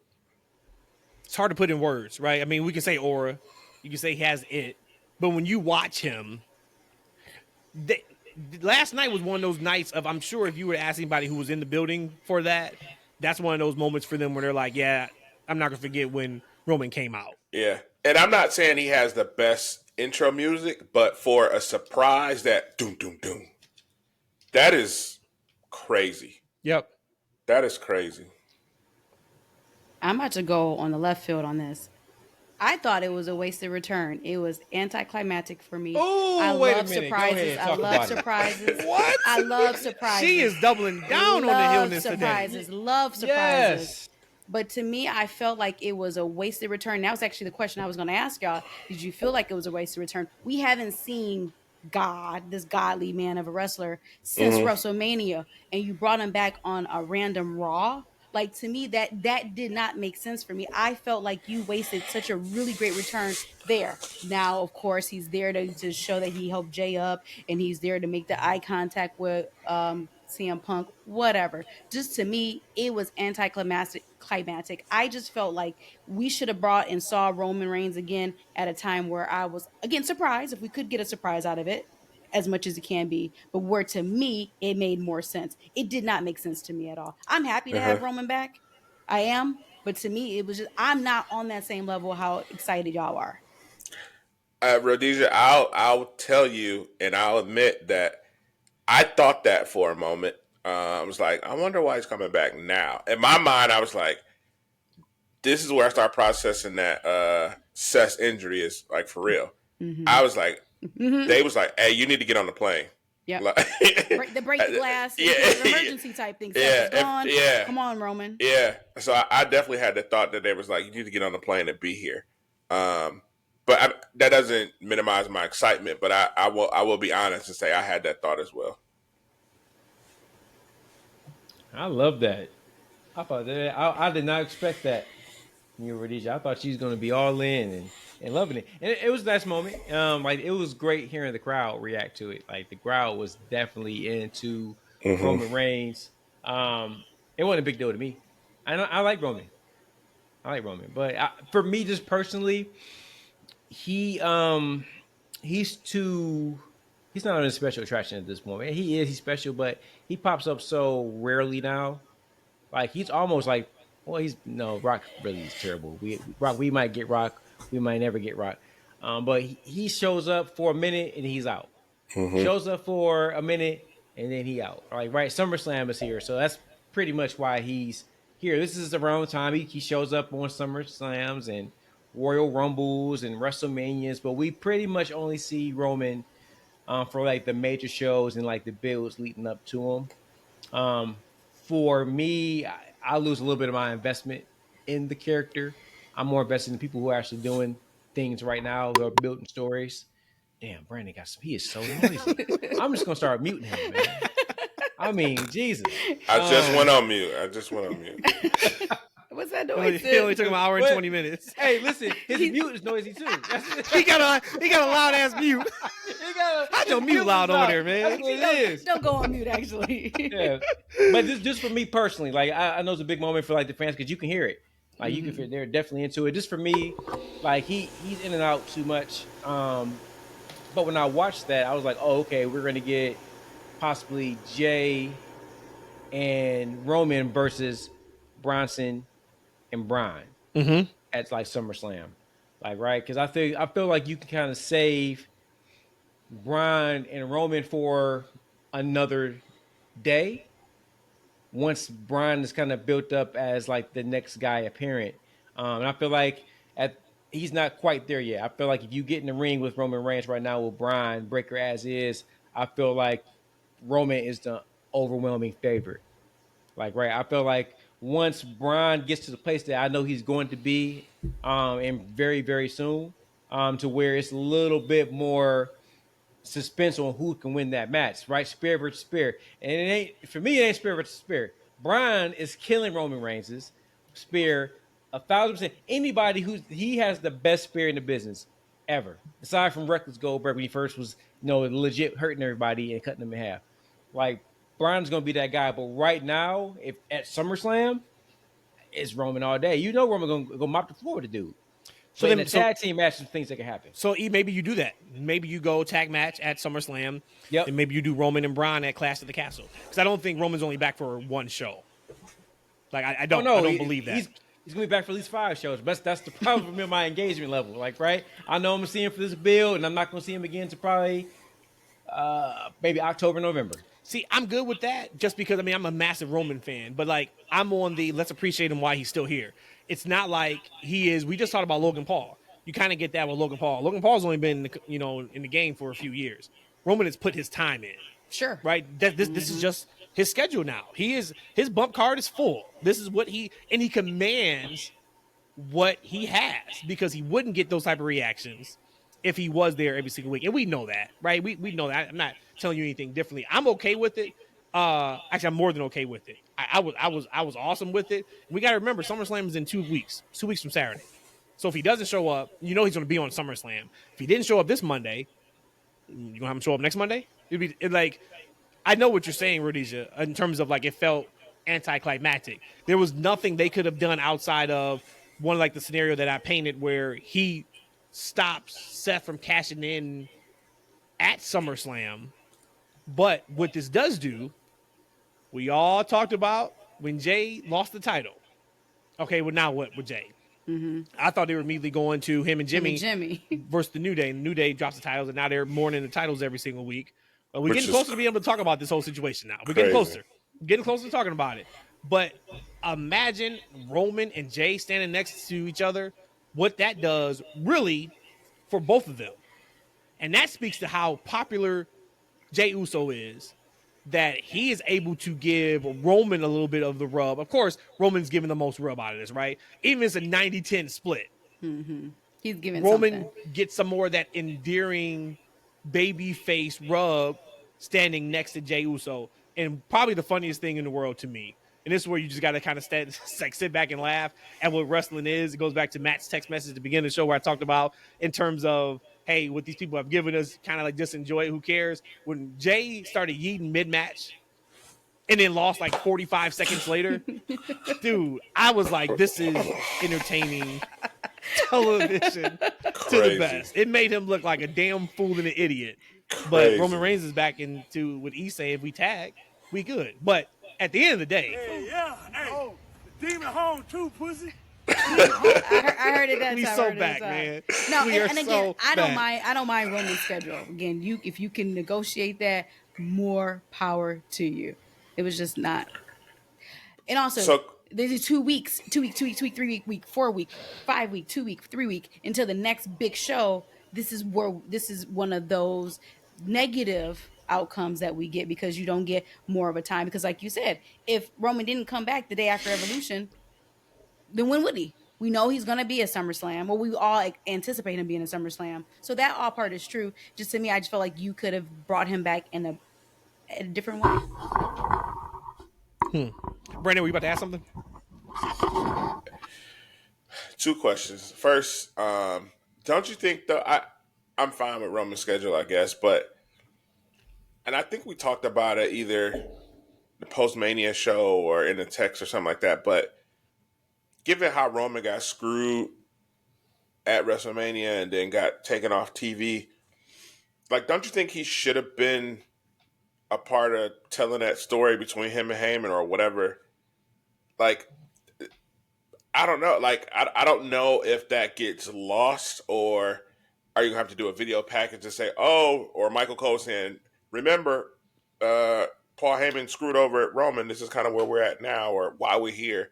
Like, I don't know. I feel like that could have been. So that's why I loved even more what they did on Monday night, because he immediately inserted himself right back into what it was. I take out Bronson Reed, what it was the night after WrestleMania. Punk was there. Mm-hmm. Heyman was there. Mm-hmm. He's immediately back to where he was before he left. It's damn near like time stood still from a storyline perspective to where he is now. So I think they are going to tell that story, because when he came back, and that's another reason why it was really interesting Seth Rollins is not there, because the story is Heyman and Punk. And now Punk gets the title shot in 2 weeks to Gunther. Are we thinking Gunther if we don't get a Seth Rollins cash in? Right. Because remember, Seth said, unless he's dead, okay, or he doesn't have air in his breath, CM Punk will never win, is what he said. So maybe the answer is already there right in front of us, and we cracked the code. But say if it doesn't happen, does Punk win the title? And do you want to see that? I mean, I don't care that he wins. And I guess I don't mind him being champion either, but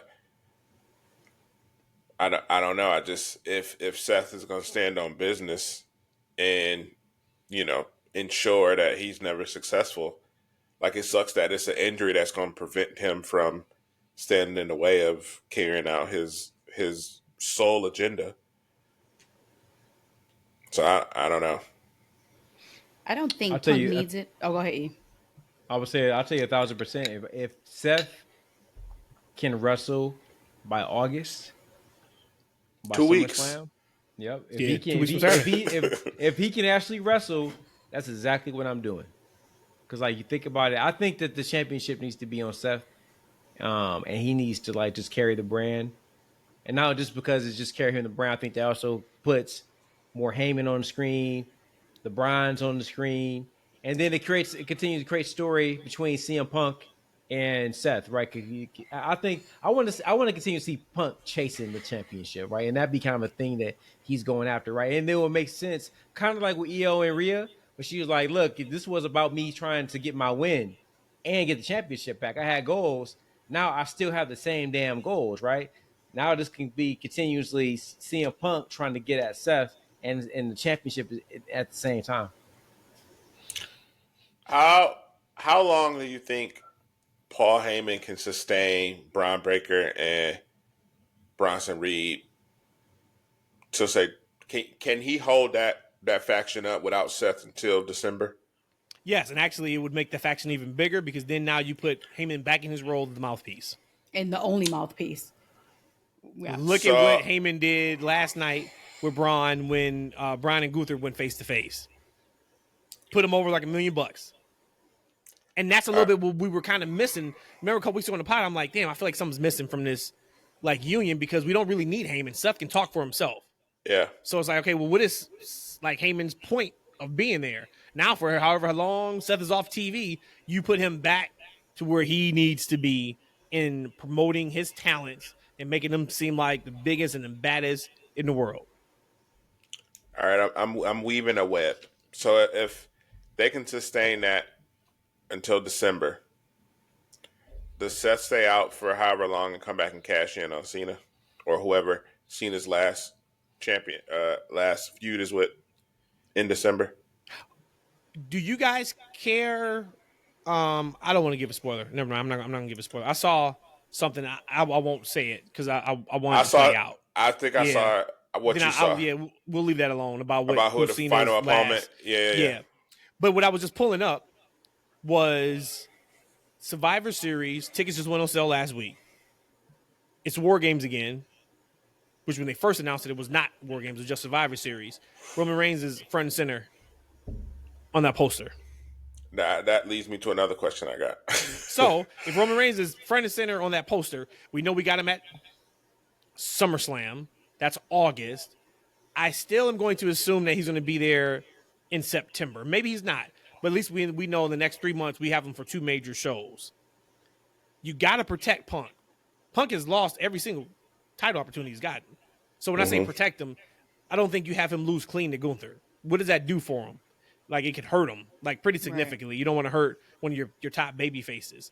If it's not a cash-in on him, I don't know how you get out of that match. Because for me, it doesn't feel like, oh, it's Punk's. I mean, Punk came out 2 months ago, and this is how you know this was all planned. Because Punk came out and said, Summer of Punk, it's time for I get some gold around my waist. But before we get there, X, Y, and Z. So this match, then evidently we knew we were going to get to this spot in it. But right now in CM Punk's story arc, I am not like, it's Punk's time. I don't feel that way. So if I don't feel that way, maybe there's a ton of fans that do. But if I don't feel that way, that means it's probably okay then not to put the title on Punk from a story perspective. What do you do if it's not a cash in? It's gonna be interesting. Like I said, I don't care if he wins or loses. Punk is a name where he doesn't have to hold a championship. But considering we're talking about counting our blessings and counting the matches that we have of some of the greats who've done it, and just be grateful for the matches that we're getting from them, should he get it? I mean, if that's what they want to see. But again, for me, I have no feeling at all of should CM Punk win the championship or not win a championship. I'll be fine either way. I did think one of the most poignant comments was Heyman telling Gunther Braun Breaker is going to be the long-term solution and champion. I was like, ooh. Okay. But we know how much they have faith in Gunther. Yeah. And what a hell of a segue. Because what we got Saturday night with Gunther and Goldberg. Brandon, you were in the building. So, of course, I got to lead with you. Just tell us, man, like, what was it like inside of that arena in terms of, like, the match, in terms of the entrance? You know, you already talked a little bit about the promo that got cut off, which, of course, I got some thoughts on that, too. But, like, just tell us, like, what was it like being there? I know it came across fantastic on television. The way it came across on TV was everybody who bought a ticket was there to see Goldberg that night, which I thought was really cool for him, for sure. But how was it being in there? It was pretty electric. I can't lie to you. The funny thing is about his entrance. So Cameron is a little sound sensitive, so he kind of covers his ears when it's loud pyro. And he asked me, "Does Goldberg have pyro?" And I was trying to explain to him, like, yeah, he stands in the big sparklers, and then when he does this, there's a couple pops or whatever. But you should be fine. I'll warn you. And then to preface it, I showed him one of his best entrances, and I think it was Halloween Havoc, I believe it was, that I showed him, and he walked out with all the sheriffs out of his dressing room and out to the front. So I showed that to Cam, and he was like, "Oh, that's kind of sweet." So nothing short of that. I was kind of hoping he'd walk out with some deputies from Fulton County or something crazy like that, but the few people that he did walk out with was dope. I can't remember the black dude's name he walked out with. Ernest the Cat Miller. Yeah. I was like, I know who that dude is. So it was electric. The crowd was here for it. I mean, they were chanting Goldberg like well before the show went on air. Nice. So it was popping kind of all through the night. The match itself was fine. Did he legit hurt himself? No. The knee he was selling? It was a good, and the story made sense there. Yeah. Of course, I would have cut off a lot more minutes than they did. How big was that false finish? It was huge in the arena. It came across once again. That was another spot where it came across huge. Where it sounded like everybody thought people he won the lost championship. It was crazy. It was legit. It was legit. Damn, that's cool. That's cool. Yeah. It was fun. It was a fun match. And I text y'all, like, I was like, there's no way this match is going 30 minutes. And I mean, it was probably 19, 20 or something like that. So, all right, let's go right to it. The match started, I believe, at 9:36. I think it was. And I remember I looked down. I said, "Okay." Remember, I had my over and under set at like 8 minutes. Mm-hmm. Yeah.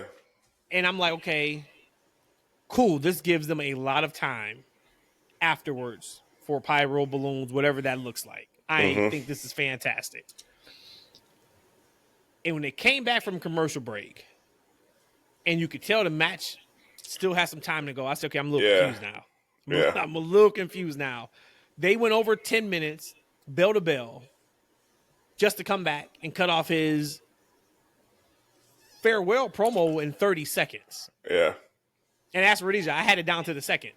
So I'm like, they're out of time. And as soon as I counted one, they fade to black. And I think Bobby was like, "Man, you had it down." I was like, "Yeah, because I could tell when they came back from commercial how much time they had." Mm-hmm.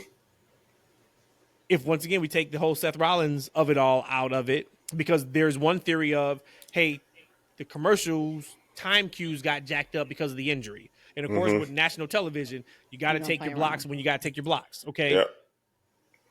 I don't buy that, because you still had him go out there and work a 10 plus minute match. Mm-hmm. In what world does anybody want to see a 10 plus minute match in 2025 outside of the 100 people he said that was there to watch him perform for the last time? I get that, but that was never Goldberg's strength. Goldberg didn't work those type of long matches. Goldberg was get in, get out. I'm bringing as much intensity as possible. I'm breaking your neck, or you breaking my neck, and we out of here. So for them to give us that long of a match, and then for him to be cut off, I am there for the farewell promo. That is what I am here for. I'm not here to see you sell a leg for 6 minutes. I want to hear what your thoughts are, because this, in theory, should be the last time we see you, right? And we know we're probably going to see him somewhere again, but not in this element. Oh, he kept telling you in the promo, "I'm not done yet." Oh, Lord. He said today, "Hey, I look at me. myself as retired, but I cannot rule out me not wrestling again. It's time to give it up, Goldberg. They protected you better than you could possibly have wanted." Goldberg didn't move much in that match. Now, I think I even tweeted that too. If you even go back and watch that match, Goldberg was kind of really working in about a 10 by 10 space. Take 4 steps back, take 4 steps forward. He went side to side a little bit. There wasn't a lot. His big explosive moves, he did the spear through the outside barricade. Okay, that was cool. Of course, he did a couple spears in the ring. But for the most part, he didn't move much. We're good, man. Like, you got your send-off. Today, he goes on the Ariel Helwani show. He starts giving up the shit. Goldberg, when asked if he would have preferred his retirement match with Gunther to have been on a PLE, Goldberg said, "Yeah, absolutely. They cut me off in freaking 20 seconds with a microphone in my hand, for God's sakes." Now, mind you, this is 3 days after his farewell. You gotta love Goldberg. He ain't never happy. God bless. Ever. I got 2 weeks before I can really spill the beans and make my feelings known about the entire rundown from the inception of the idea to its delivery. It was a little less to be desired. Goldberg then goes on to say, "I'm not saying cutting the speech off was done on purpose by any stretch of the imagination. I'm saying it wasn't prepared for on purpose." They wouldn't do that to Taker, right? I don't think. Ooh. They're not doing that to John Cena. Cena's going around the world doing his retirement thing. Mine was just a world heavyweight championship match. I had world heavyweight championship matches all the time. That doesn't do anything for me. I mean, it does. But make it different than just an angle, at least. At the end, do something. Say something. I don't know. It just felt a little for me. That's all. He also said in that interview that this all came together in 3 weeks. He said he did 3 promos? He said 3 interviews. But for me, the first thing that went to my head was counter programming. I don't have a problem with counter programming. I think it's fun to a certain extent. But if this came together in 3 weeks, of course they were counter programming AEW on said night. So I want to kind of maybe reserve judgment to really deep dive what he's going to talk about in 2 weeks. I feel like this can absolutely come across as ungrateful. Absolutely. Right? Absolutely. But I can also look at it to a certain perspective and say he has a point. I would be mad if I only got that 20 seconds. I said when the show went off the air, I said that was a fucking joke. I said that out loud.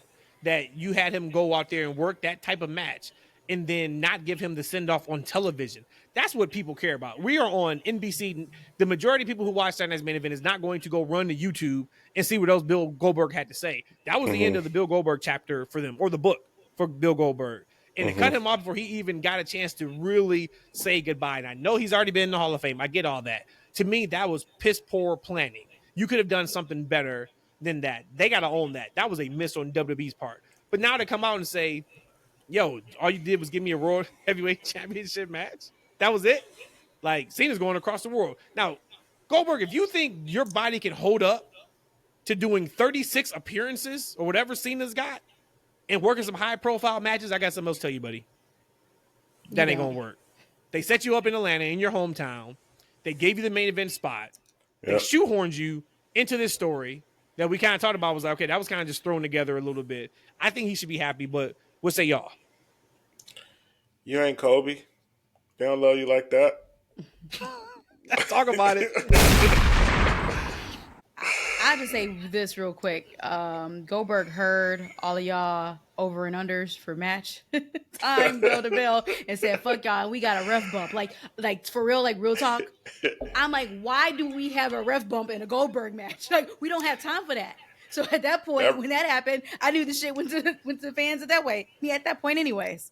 And they protected him with the ref bump. Think about that. And he also has cracked ribs, too. Shout out to Charles Robinson. He done been through a lot the last month or so. Yeah. Remember, he got blown up by... Who blew him up when he ran down the ring? Right. Cena blew him up a couple weeks ago in Saudi. Yep. He got cracked ribs now by Goldberg. But the match was set up to make him look by far the best possible. You had a ref bump. You got the spear and jackhammer. Almost close 3. You've been selling the leg, and that's the reason why you passed out. So it wasn't like you tapped. You didn't take a pin. You passed out. They did everything for him to make him look as good as humanly possible. And he still was complaining. It was night time for him. That's nuts to me. And I forgot that he was Hall of Fame. That was it, too. Like, real quick. Hall of Famer, I don't have a problem with the 25-second cut fade to black as much as I think probably a lot of his fans did, because they still gave him that time. And he is in the Hall of Fame. Fair. Full disclosure, this is probably my least favorite match of probably the whole entire weekend. I thought it was fine, though. I did enjoy the entrance. I liked, like you think about, I like sentimental type stuff. He came out there. He didn't have the sheriffs with him, but he came. He had his son with him. He had, I guess, I know he and Ernest were cool. Like, I actually popped to seeing Ernest Cat Miller. I love Ernest Cat Miller back in the day. I was like, oh, Ernest the Cat, he out there with him, right? And he, my man, I think Doug Dillinger. There you go. Yes, I couldn't remember his name. Security. Yeah, he's the one that always knocked on his door. So to have him come back and knock on his door, that was awesome touch too. Yeah. That was really cool, right? So I'm sure for, him to have people that's important to him, help him, make his entrance. You know what I'm saying? In his hometown, like the crowd was with him. Like, so from a match perspective and spectacle itself, I thought it was pretty good. It is like there was a lot to like from the past weekend. This was one of them was for me, but I was kind of going into it not that interested anyway. However, I thought the match would be fine. It was longer than I thought it would be, but honestly, I didn't pay that much attention to it either. So I ain't trying to shit on it, but it was fine. It was fine.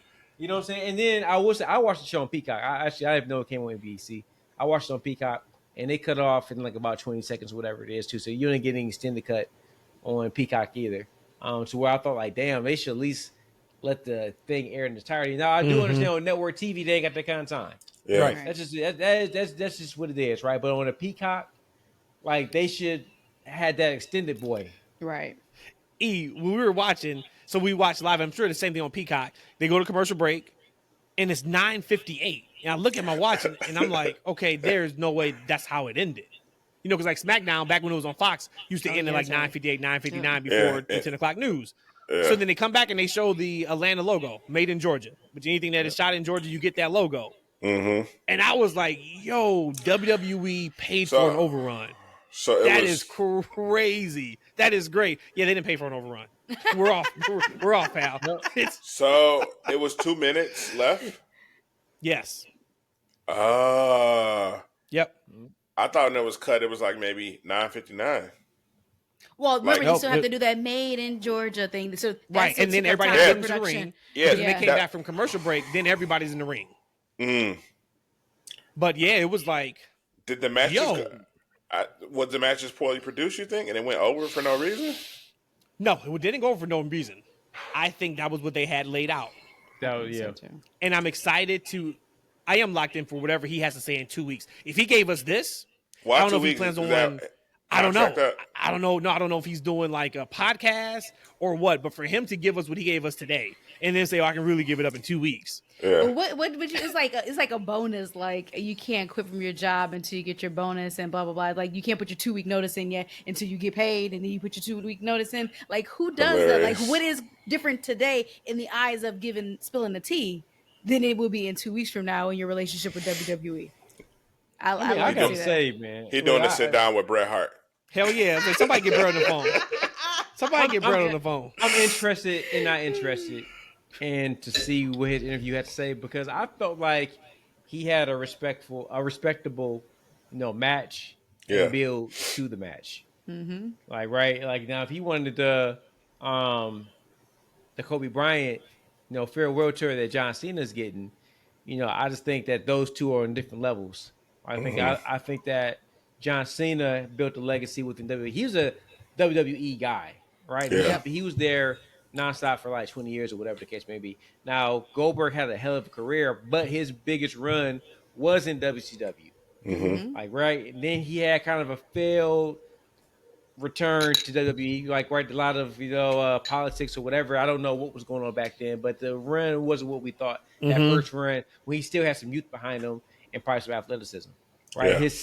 His second run was much better than his first run, but at the end of the day, he ain't John Cena. So if he's looking for that farewell tour, man, look, nobody wants to see him wrestle. Like the dude can't wrestle. I just don't say that. I ain't trying to crap on the man. I liked him, but the man can't wrestle. What you gonna do with a man who's like 60 years old, who can't wrestle, and anything beyond 5 minutes is a stretch. Actually, 5 minutes might be much, man. We seen the man wrestle with Undertaker and injure himself within 30 seconds. Like that's just how how bad he could be in the ring. What you gonna do with him? I want to say, man, his last run, his average match, I want to say, was 3 minutes long, and there's nothing wrong with that. That was the Goldberg package. Yeah, that's so. But to your point, though, right? Yeah. Like if his last entire run, which was a really nice run. Actually, I'm gonna ask you this, E. Brandon can't probably really answer it, and Rhodesia wasn't really into like Goldberg at any time. Matt asked me only based off of Goldberg's last run. So that run where he started and he came back and he beat, Lesnar in like 30 seconds at that Survivor Series. Was that a Hall of Fame level run for Goldberg? And he's saying, so you take out WCW, take out the first WWE run. Would you put Goldberg in the Hall of Fame based off of his last run that he had? I mean, if Coco be wearing there, I guess just a spot for I think that was my answer. Goldberg. I swear to God, I think that was my same answer. Coco is in the Hall of Fame. I mean, what are we talking about? And I hate when I do that, man. I ain't trying to shit on Coco either, man. I like Coco Beware. I think if you was a kid, you know what I'm saying, you had to like Coco Beware. But what I'm saying, I don't know if he won any championships, to be honest with you. I don't know what the win-loss record was, but I feel like he just was a feel-good guy. That was it, right? He was there for the vibes. Guy. Yeah. And he's the floor, unfortunately. And this is back when WWE was putting in only really WWE wrestlers. It didn't matter what Coco did before. Like, he may have been a trailblazer on the indies or in other promotions. It wasn't about that. He went in because he was the Birdman with Frankie. And it's like, all right, we putting in Coco Beware to the Hall of Fame. Man, We can put anybody in the Hall of Fame. So from the internet that I'm looking at, he had almost a 50% win rate. So I guess it was just the matches that mattered. He didn't win. Oh, okay. So remember, Superstars used to be well-known guy versus local legend. That was all what Superstars was until the main event. Was. So that's was 40% of his 50% matches. He stacked. Imagine Dark and Anna Jay's record on Dark, probably back in the day, or Nyla Rose. They stacking them up on Dark, but as soon as time to hit Dynamite, loss. So yeah, that was that. Coco Beware is probably fighting. What's the dude name? The Brawler every week. Brooklyn Brawler. Brawler. He was fighting Mike Sharp back in the day. I am Mike Sharp. Hey, you remember Mike Sharp, Brandon? Yeah. I got one for y'all. This is perfect timing too. Rich sent me a question. I'll throw it around the horn after this and see if y'all got anything else that you want to talk about. But Rich sent me a text. He said he was driving, so he didn't want to put it on the YouTube question, but he had a question for us. And I know we answered this before, but this is a great question for anybody who was new to listening. And I got to kind of actually think about my answer because I don't know if I really remember my answer. He said, I would like to know between the three of you, but Brandon, you're on, so now the four of you, what person or manager or wrestling match got you hooked, for one instance, into wrestling where you guys are into it so deep right now? And I said, that's a great question. I asked him what his was. So to your point about Iron Mike Sharp, he went back even farther. He said, mine was on Saturdays mornings on ABC, Wide World of Sports. My dad and I would watch Roman Greco or Olympic style wrestling, and that was kind of like my gateway into wrestling entertainment side of it. That was mine, and his bonding time, it seemed, was watching Wild World of Sports, which I love those stories. And this is when I get like sentimental on a personal and like universal level. You hear stories like that. I brought up Bobby earlier, where he brought up when he was on the cruise ship and he was making the same noise that his dad would make watching it. I get the text message from Matt, and I think about, like, damn, Matt wouldn't know about New Japan if it wasn't for Rhodesia and I. And for him to have that connection of, I'm sitting here watching this, and I don't even care if this match is good or not. Man, you know what they gave me for entertainment? I'm straight. Like, we can be bonding over anything. People bond over music, movies. We know that. There's some people where they go to the movies every single Christmas day, right? No matter what movie is launched, we're going to go Christmas Day because that's what my family's done for the last 30, 40 years, whatever the case may be. We used to always get together on New Year's. No matter what, we get together on New Year's Eve and we having a party.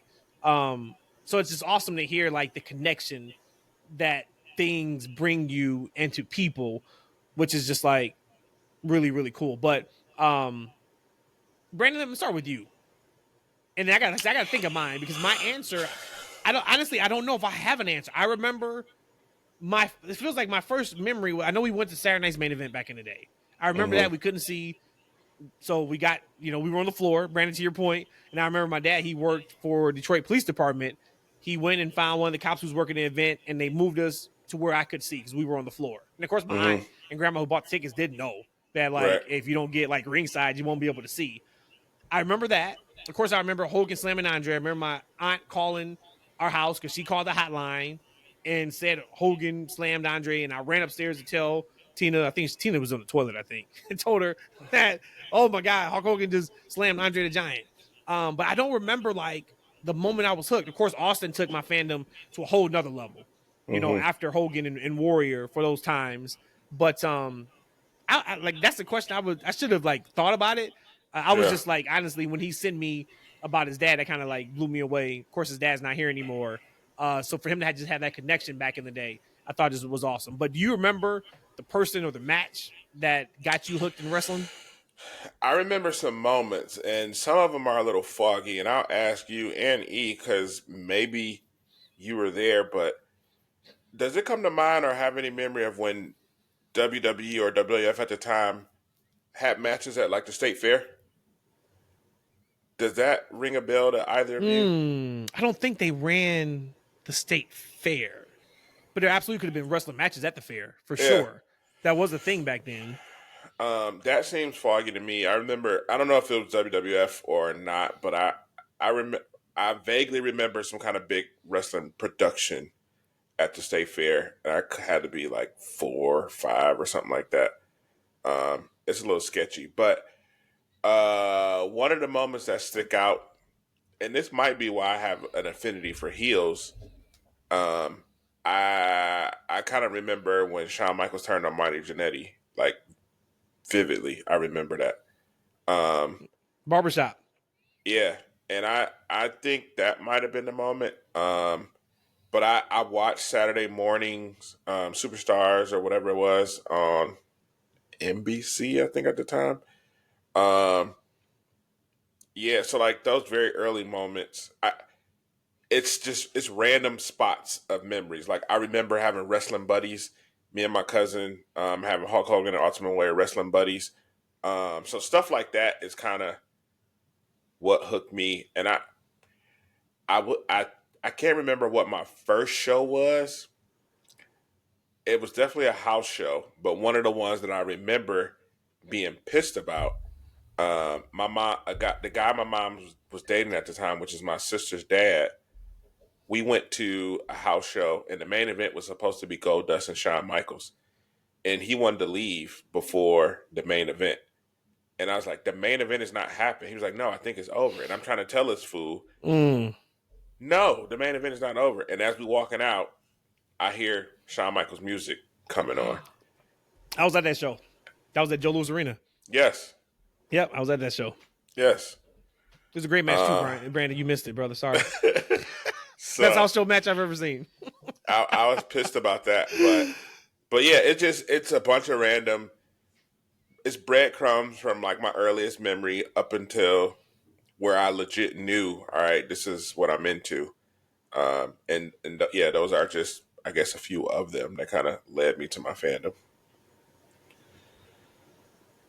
That's awesome. I would say for me, the first, I've said this already before, was me seeing Undertaker in the cemetery on UPN back in probably 99. That was my first of me getting into wrestling. Then it evolved into, because I think part of the question was, well, when did you get into, what happened? What situation happened for you to get this deep into it? So then the next evolution of that was around 01 when I met Matt. And that's when I found out that this was all a work, because I was a complete mark prior to that. And then I'm like, okay. So then I found a whole new appreciation for that. And then lastly, WrestleMania 34 was New Orleans. That was my first time going to an indie show. And then I remember to this day, it was it was Trent and, what's Trent's buddy's name? I forgot his name. And I remember they were signing Chucky T. Chucky T. And Trent. One of them was hurt too. Maybe Ben Trent was hurt. Trent was, yeah. Yep, they were on the indie circuit, and it was a super show. And I remember they were outside after busting their ass working all these wrestlers, selling T-shirts and autographs for $5 and $10. And I'm like, excuse me?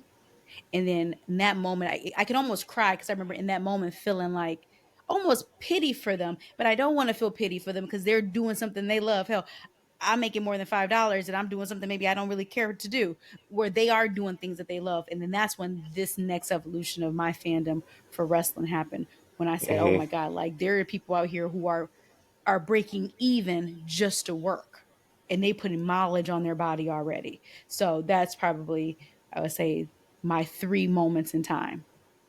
It was funny because Rhodesia could not understand. Yeah. She didn't get it. Nope. Like she could not understand why they're outside selling their merch. And I was telling her that that's what they do. This is where they actually make their money at. And this is where they make their connections at. I remember I had said something to Trent, because he wasn't, of course, working the show, but he's there. He's going to sell his merch and, do that whole thing and autographs.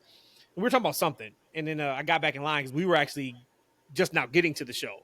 So she's like, so like, this is like, what's happening? And I explained to her, and but what she's seeing is now we're getting to the shits, right? This is as great as it is to sell your merch.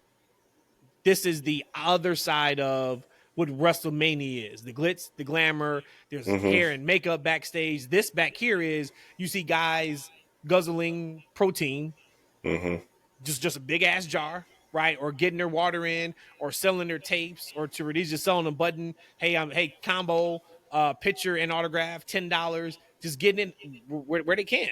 And I know margin. So when I see that you're selling a T-shirt and an autograph, or a photo that you already have made, mass produced, and an autograph, you're not making that much money, and you just put on a match. a really tough match just a few moments ago. And then I'm like, wow, like I thought I knew what they did with their bodies in the ring. And then, like I said, that WrestleMania 34, it was like, well, here you go. You think you know, now you know even more. I think it was that OVW docuseries I think it was on Netflix that painted a real good picture of like what that is like as an indie dude selling merch on the road, not being able to sometimes make ends meet, all that good stuff. Yep. E, what you got? I think I might have said it before, but my first memory of wrestling was just trying to watch wrestling with my brother in the next room. Like I said, my brother is and was an asshole. So he wouldn't let me watch wrestling with him. So I had to watch it in the next room. And I had to make sure he didn't see me watching it because, he would make me go in my room if he knew I was even close to him. What an ass he was. And so I remember seeing Ricky the Dragon Steamboat. He's like the dragon in like martial arts, and I was big into like the old 80s martial arts movies and stuff like that. And so like it just spoke to me. I was big into karate. And then from there, it just was like down the rabbit hole. Like Brandon, we got to get the kids together too, man. Like Ian is like super into basketball, man. He just consumes it. That's all he does is look up old footage, old basketball players. He knows their height, their weights, the college they came out of. He knows everything, and he's just consuming like basketball right now at like a high level. And that's how I got with wrestling. Like for me, I just started trying to find as much wrestling as I could back in the day. Matt was the same way. We had to get the magazines. So like I'm going to Arbor Drugs and Perry Drugs and all these different places, getting magazines, man. And like if I saw a new magazine, it was just like, oh shit, this is a magazine. And I remember, and we talked about another podcast, but we can always revisit. We got new freaks out there. Man, I remember the first magazine I saw that had all color pages. Man, and then they had that slick material. Yeah, like back in the day, gloss. Like the front cover and the back cover was a nice. The only cover, yeah. It's the only, and maybe in the middle you might have like some pinups, some pinups, some posters and wrestlers, but for the most part, I remember, I don't know, maybe it was PWI, but every page was slick, and I feel like, oh, this is nice, and like right, and just going through the mat. That's how I was able to follow different wrestlers around different promotions because they had like a ranking system too. So like, they'll have like WWF ranking, and they have like 1 through 10, and they have NWA 1 through 10, UWF, AWA, and all these different promotions. So sometimes I would see, let's say, just put a name out there. Let's say Bret Hart. I'll see Bret Hart in AWA, and I'm like, oh, he's in AWA now, right? So now I get the next magazine to see what feud he's in and what's it about. I fell in love just following the sport of wrestling just simply by seeing Ricky just Dragon Steamboat, watching the next room with my brother. That's awesome, man. Let's say I don't remember the exact moment. What would be a fun, just kind of like time stamp to share is I know when my love went to another level, and that was when I started watching NJPW. During that time, WWE, of course, it was the only game in town for American wrestling, and I look back at it and wonder if it was as bad as I look at it now. I don't think it was that bad because we were still going to WrestleMania every single year, right? If it's that bad, I'm not spending that type of money and time to go to WrestleMania every year. But compared to now, yes, you would look at it and be like, man, this is really, really bad. But because the highs were high, and that's what it was about. It was like, man, yeah, I know they're screwing over my guy Dolph Ziggler every single time.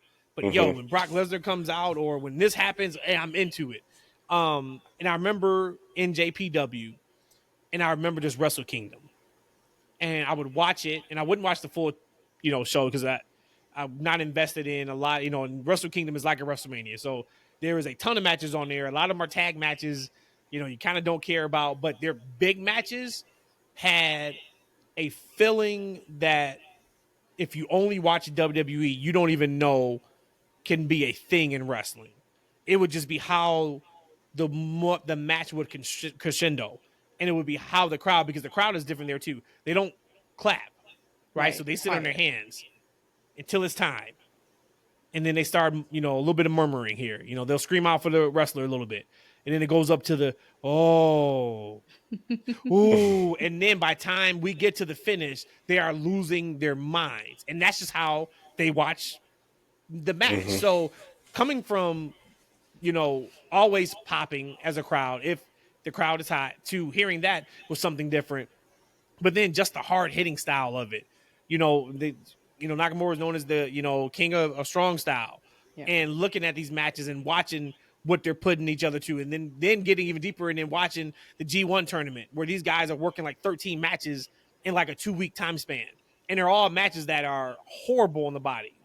Wrestlers talk about it like you have to train to work the G1, and you are going to be on the shelf for a little bit because these matches take a toll on your body. You are working hard, and then you're going to the next, city, whatever that looks like, 5-6 hours away on the bus. And like, there is no planes. This is just what it is.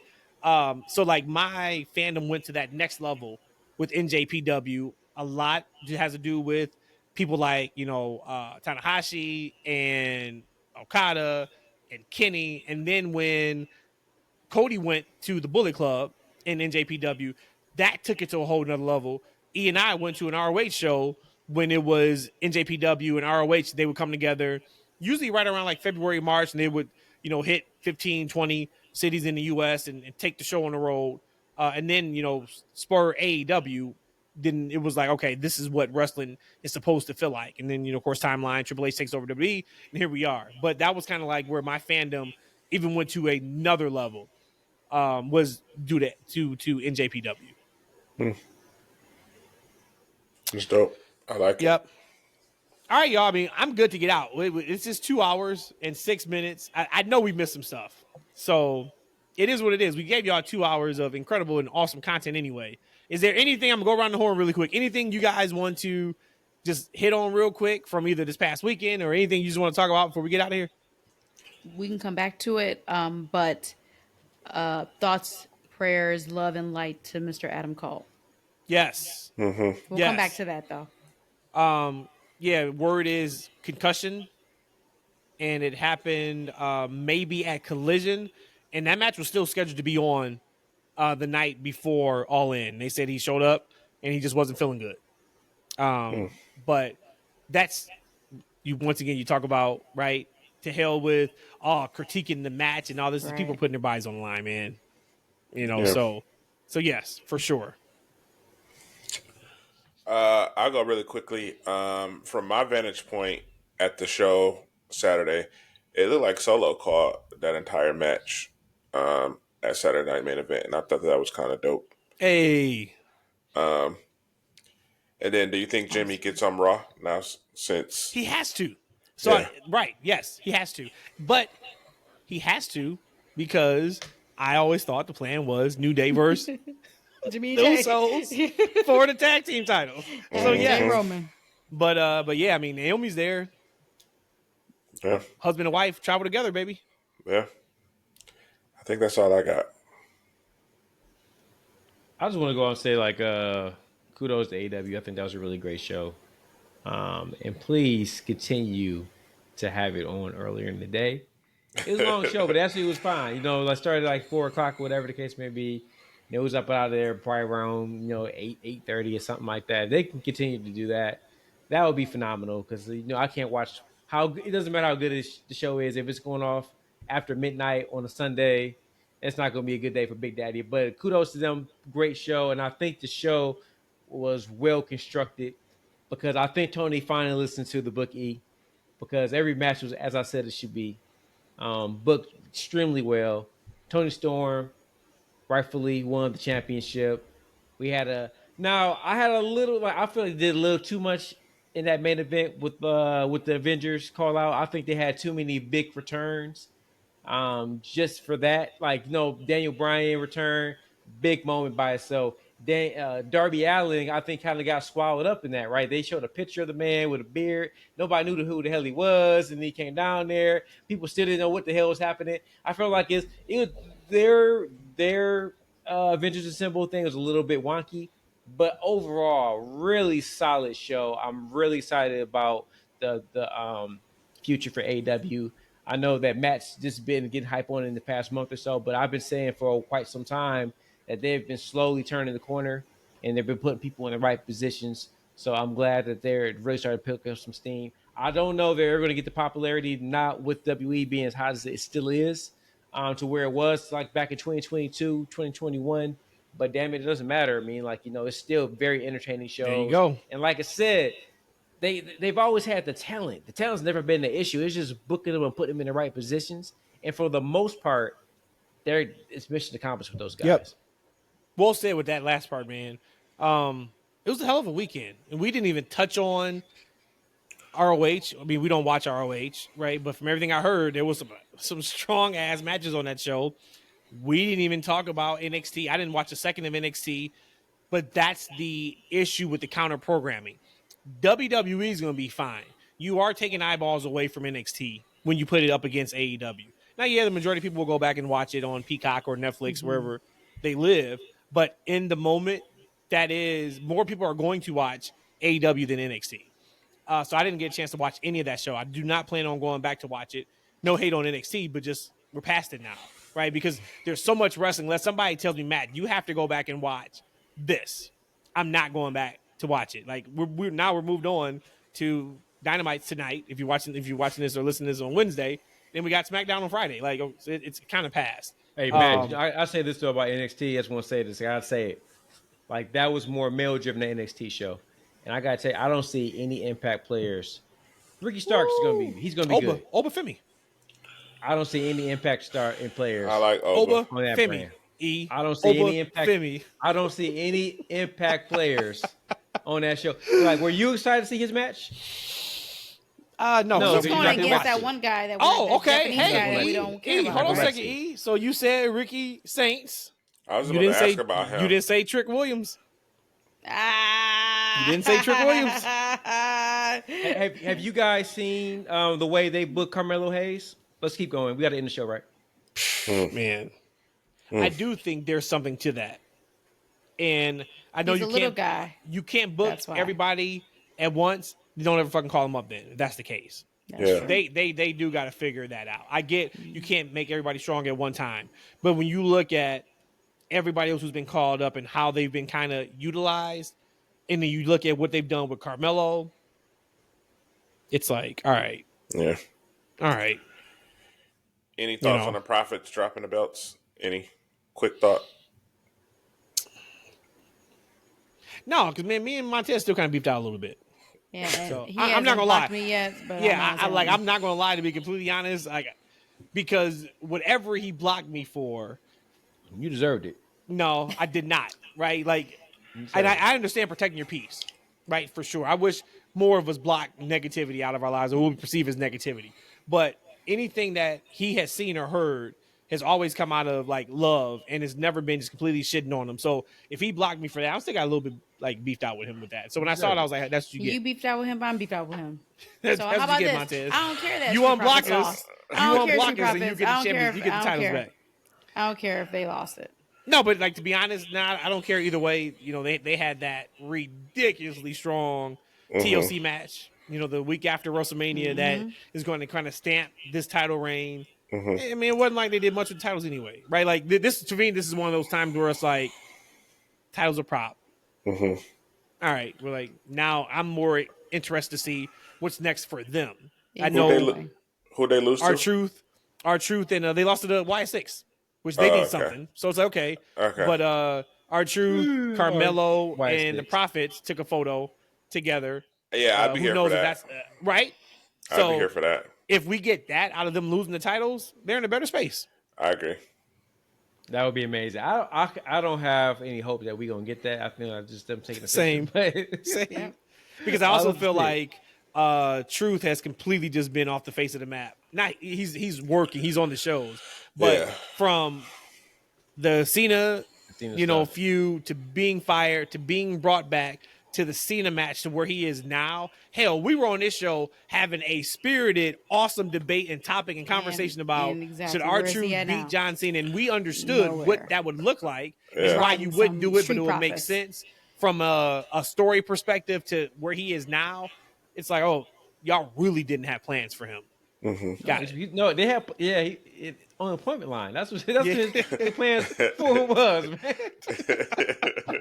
That's what it was, dude. He's driving Street Profits. That's what he's doing.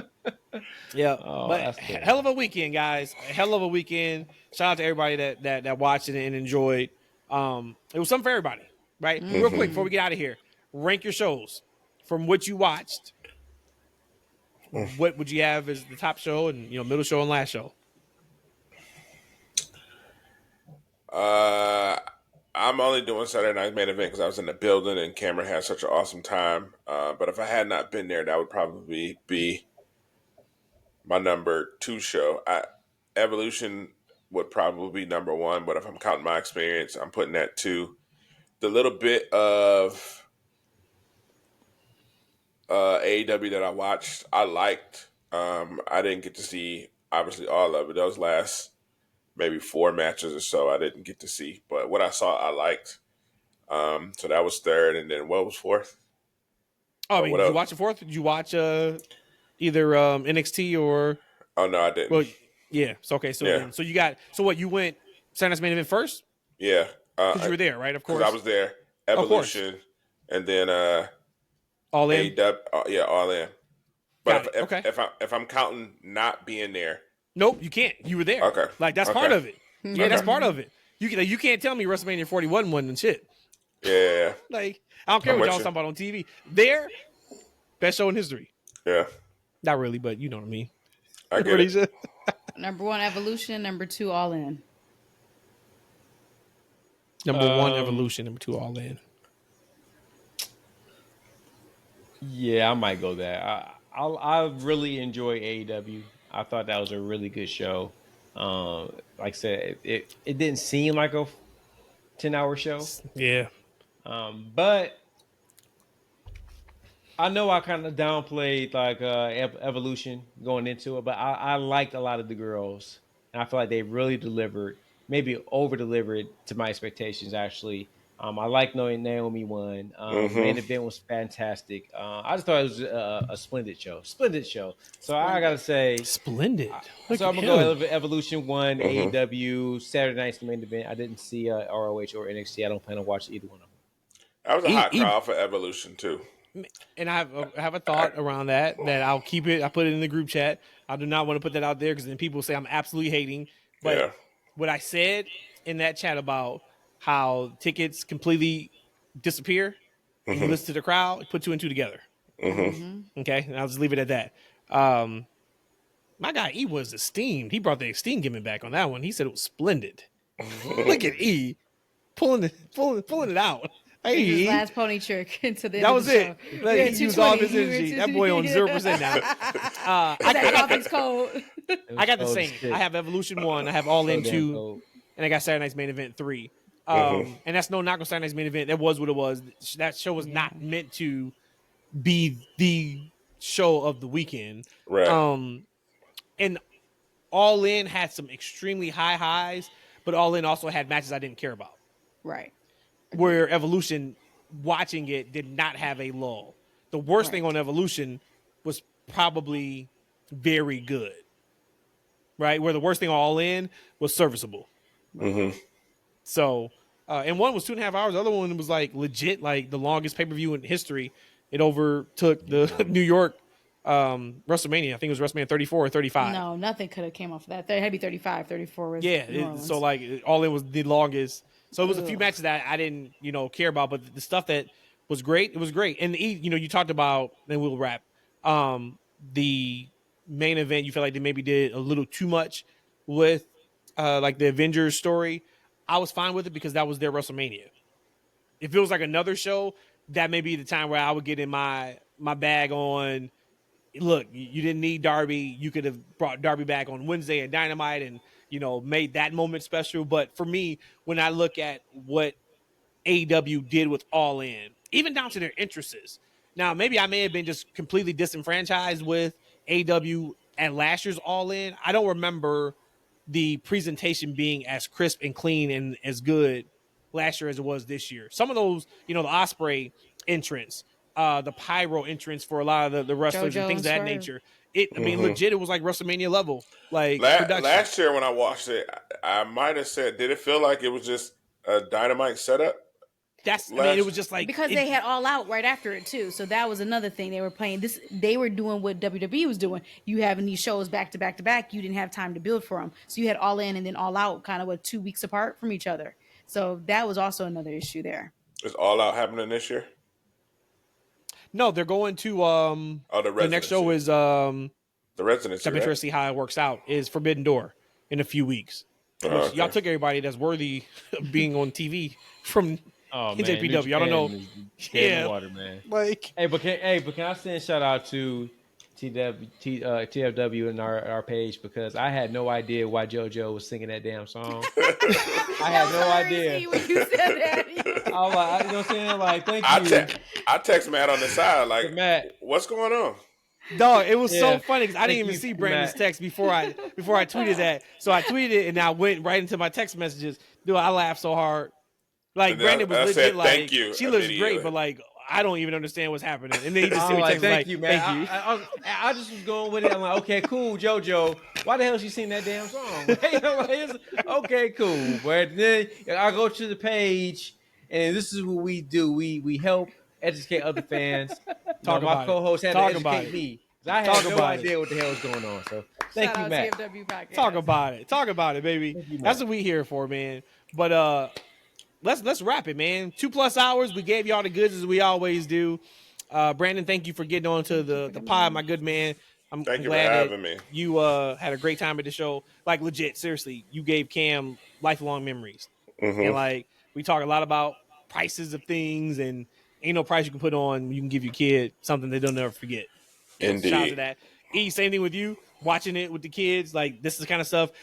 Think about our answers about when we started watching wrestling. It was all connected typically to something or someone outside of what you were just watching on television. You know, which is really fucking cool. So we out of here.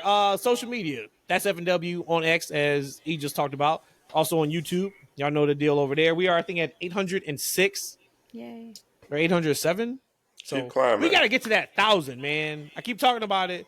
Tell a friend, tell a family member, man. Best Kept Secret in Wrestling Podcast. We're also on TikTok. That's F&W. Instagram, that's F&W. And that's Freaking Wrestling everywhere else you listen to your podcast. We are there. We out of here. We're back next week. More shenanigans. And don't forget. Hey, Hey. Demon home too, pussy. Demon home. He's back, baby. We out.